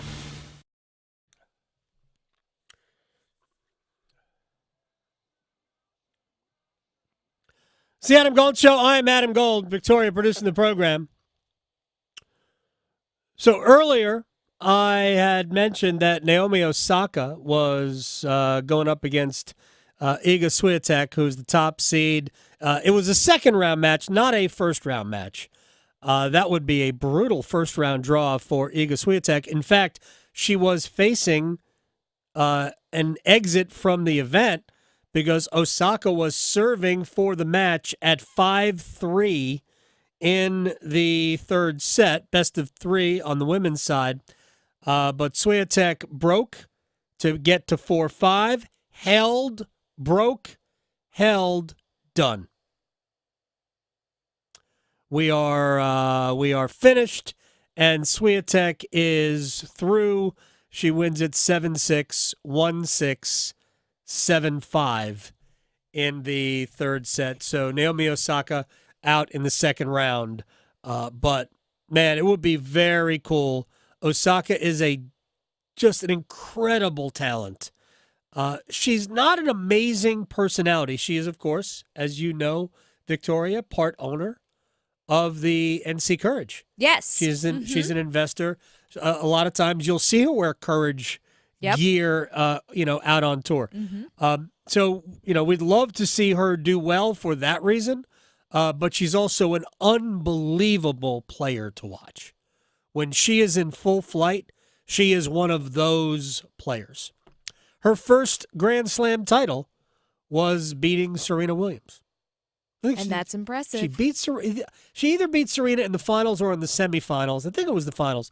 There was just an uncomfortable. Yeah. It was an uncomfortable on-court. It was I remember Right? that because that was almost U.S. Open. Like the second biggest story after, she beat Serena. You're right. So just but Osaka's just dynamite. I hope she gets her whole game back together because forget about women's tennis would be better if Naomi Osaka was a big part of it. All right, so real quick before we get into a little bit of a rewind here. You mentioned that we are entering a little bit of a dead period of sports, right? We're not even at the Stanley Cup Finals yet. No, so we're not there yet. No, and these, unlike basketball, we're looking at definitely 6, maybe 7 games for both series. Florida's been the better team, but it's 2-2. Yep. Even if the Rangers manage to do something and win the Rangers could have very easily won last night's game because it went to overtime, and the Rangers have owned overtime. But so that series is 2-2. Rangers win. They could close it out in Game 6. They've shown the ability to do that. And I think even though we can look at these games and go, Florida's been better, all about Igor Shesterkin, a lot of that is true. The reality is that the Rangers have been doing this all year, and really only recently has Shesterkin become this guy. They were winning a lot of games early on with just ordinary Igor. Yeah. Jonathan Quick had an amazing year as a backup. So they weren't doing this because the Rangers were getting, otherworldly goaltending. Look it up. He was just good during the season. He wasn't amazing. Later on in the year, he started becoming that Igor Shesterkin again. And what we have seen in the playoffs is that, okay, he is that guy. I will remind everybody, the Hurricanes scored plenty of goals against the New York Rangers. They averaged more than 3 goals a game. Yeah, which was new for Igor, like in this new era. The Hurricanes were the first team in, 2 years to score 4 in a game against them. Yes. Right? But the Hurricanes scored 19 goals, one of which was an empty net goal, in 6 games. 19. That's unheard of territory. The reason why the Hurricanes lost the series to the Rangers was because the Hurricanes gave up too many goals. That's why. Not because they couldn't score. It's because they gave up too much. So I don't want that to be lost on people. But the Rangers have a knack. So it doesn't have to be Mika Zibanejad. I don't believe does he not have a point in this series? Yeah, he's been pretty quiet. Goals. I mean, at least Artemi Panarin doesn't have a point. No, he's had some looks, some close looks. So the Rangers are 2-2 in this series, based on Barclay Goodrow and Alexis Lafreniere. Yes, Alex Wenberg scored the overtime winner in Game 3. Trocheck, who has a big goal last night, but look at the goals that Goodrow has scored. Mm-hmm. He scored the overtime. I think that was a pass from Trocheck. Yeah. He scored the overtime winner in Game 2. Mm-hmm. Right? But they have gotten performances like that out of players who aren't the normal stars, who aren't the Chris Kreiders of the world or the Panarins of the world. They have gotten depth performances. Florida's gotten a lot of that too. But I'm saying that the Rangers just have a knack. And it's been that way all year long, to the frustration of many non-Rangers fans. Exactly. Because we look at it and we go, 5-on-5, they're just ordinary. Why do they have that record? Because it wasn't built on amazing goaltending. It was built on simply finding a way.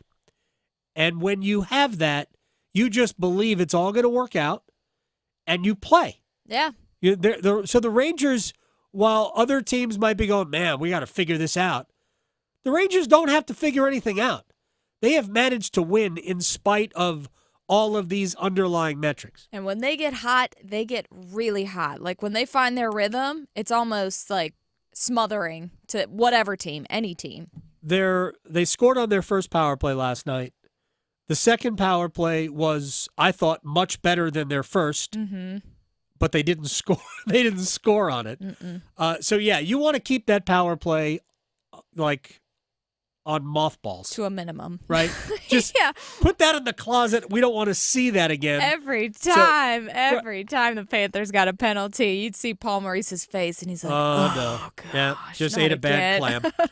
clam." But so I'm looking forward to Game 5 there. But the hockey playoffs, these are going to go deep. Just to get back to the larger point, the NBA playoffs, we're going to have about a week off if Dallas closes it out in Minnesota in Game 5, or if they win it in Game 6. We're not seeing Game 1 of the finals, and we're going to have a gap until next Thursday. A week from tomorrow is Game 1 of the NBA finals. However, with hockey and basketball starting, we have a lot coming up. We have those two things. The soccer tournament, for those of us here, You may not think this is a cool thing. If you didn't go last year, then you can either take my word for it or dismiss it. But if you like soccer, you don't have to love it. If you like soccer, go check out one session of the soccer tournament. The games are faster. Every game ends on a goal. Yeah. Everyone will end on a goal, right? Smaller sided, if you will. It's 6-on-6 plus the goalie, so 7v7. The goals are a little smaller. The games are played faster. Think about indoor soccer played outdoors. It is awesome how fun it is, and the games are quicker, and they're rapid fire. Yeah. They're absolutely rapid fire. That starts, next Wednesday? Okay. Right? The 5th of June. Yeah. Saturday, I know you laugh at this, the World Cup of Cricket is in the United States. Dallas, for the most part, Dallas, Miami, New York will all host games. Those are the 3 sites in the U.S. The West Indies, which is a cricket hotbed. Mm-hmm. Oh, absolutely. The West Indies is huge. Nice.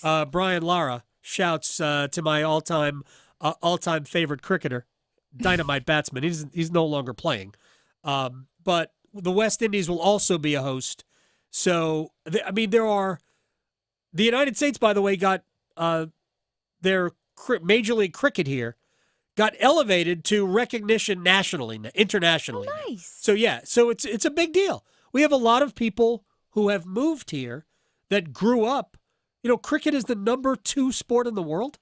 Wow. Did not know that. In terms of, people who are interested. Yeah. Soccer is 1, cricket is 2. Part of that is they're India, Pakistan, most of Europe, Africa, Asia. There's a lot of real deep interest in the sport. So we're playing it here, and that starts Saturday. Okay. I'm not lying. We're gonna have cricket updates. Okay, hey, let's do it. Right. Back to soccer. The European Championships start with the feet. Middle of next week. Mm-hmm. Middle of next month, rather. Copa America, middle of next month. French Open is going on right now. Wimbledon will start at the end of June into the beginning of July. And the Olympics. I know, I'm excited. We got a lot of stuff. Yeah. There's a lot of stuff coming up. We're going to have... What? If there is...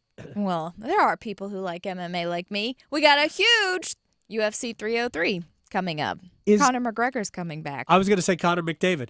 Conor McGregor is coming back. He is we coming can't back. get rid of this dude. As much as we try. No. Are you team Conor McGregor, or do you want to see him get his face kicked in? He's going up against Michael Chandler. So, yeah, I have no idea who hope that is. Chandler wins that one. McGregor, he was fun while it lasted. Now he's just all about the, poppiness of it all. He's just, he's not the same Conor McGregor, but he still has the same mouth. So that's why they keep him around. Okay. So we'll see how it goes. Well, that's... I'm excited to see. Speaking of injuries that keep you down, he's one of them. So he had some bad injuries, ugly Conor injuries. McDavid? McGregor. My fault. Yeah, don't jinx him. Oilers fans are going to come at you. I'm just kidding. So, we have plenty of stuff to be. U.S. Open in Pinehurst. Mm-hmm. Again, we're 2 weeks away from that. Exactly. Right? Seriously. Lots of things. 2 Probably weeks. some pickleball thing going on. Maybe Yes. Rod's out there doing it with Justin Williams. I don't think Rod's playing pickleball. Tom Dundon. Rod might end up going down to Pinehurst for the Open. Maybe. I could see that happening. Yeah. But anyway, we have a lot of stuff to be really excited about, even here. Yeah. All right. Rather than get into a rewind in 2 minutes, one of the things we talked about today was this is a big deal summer for the Hurricanes. Don Waddell was introduced as the president and general manager of the Columbus Blue Jackets, and there are 2 players who I think will shape Carolina's offseason. One is Seth Jarvis, who I believe the Hurricanes have to get an 8-year deal done with this summer. He's a restricted free agent. He's not going anywhere.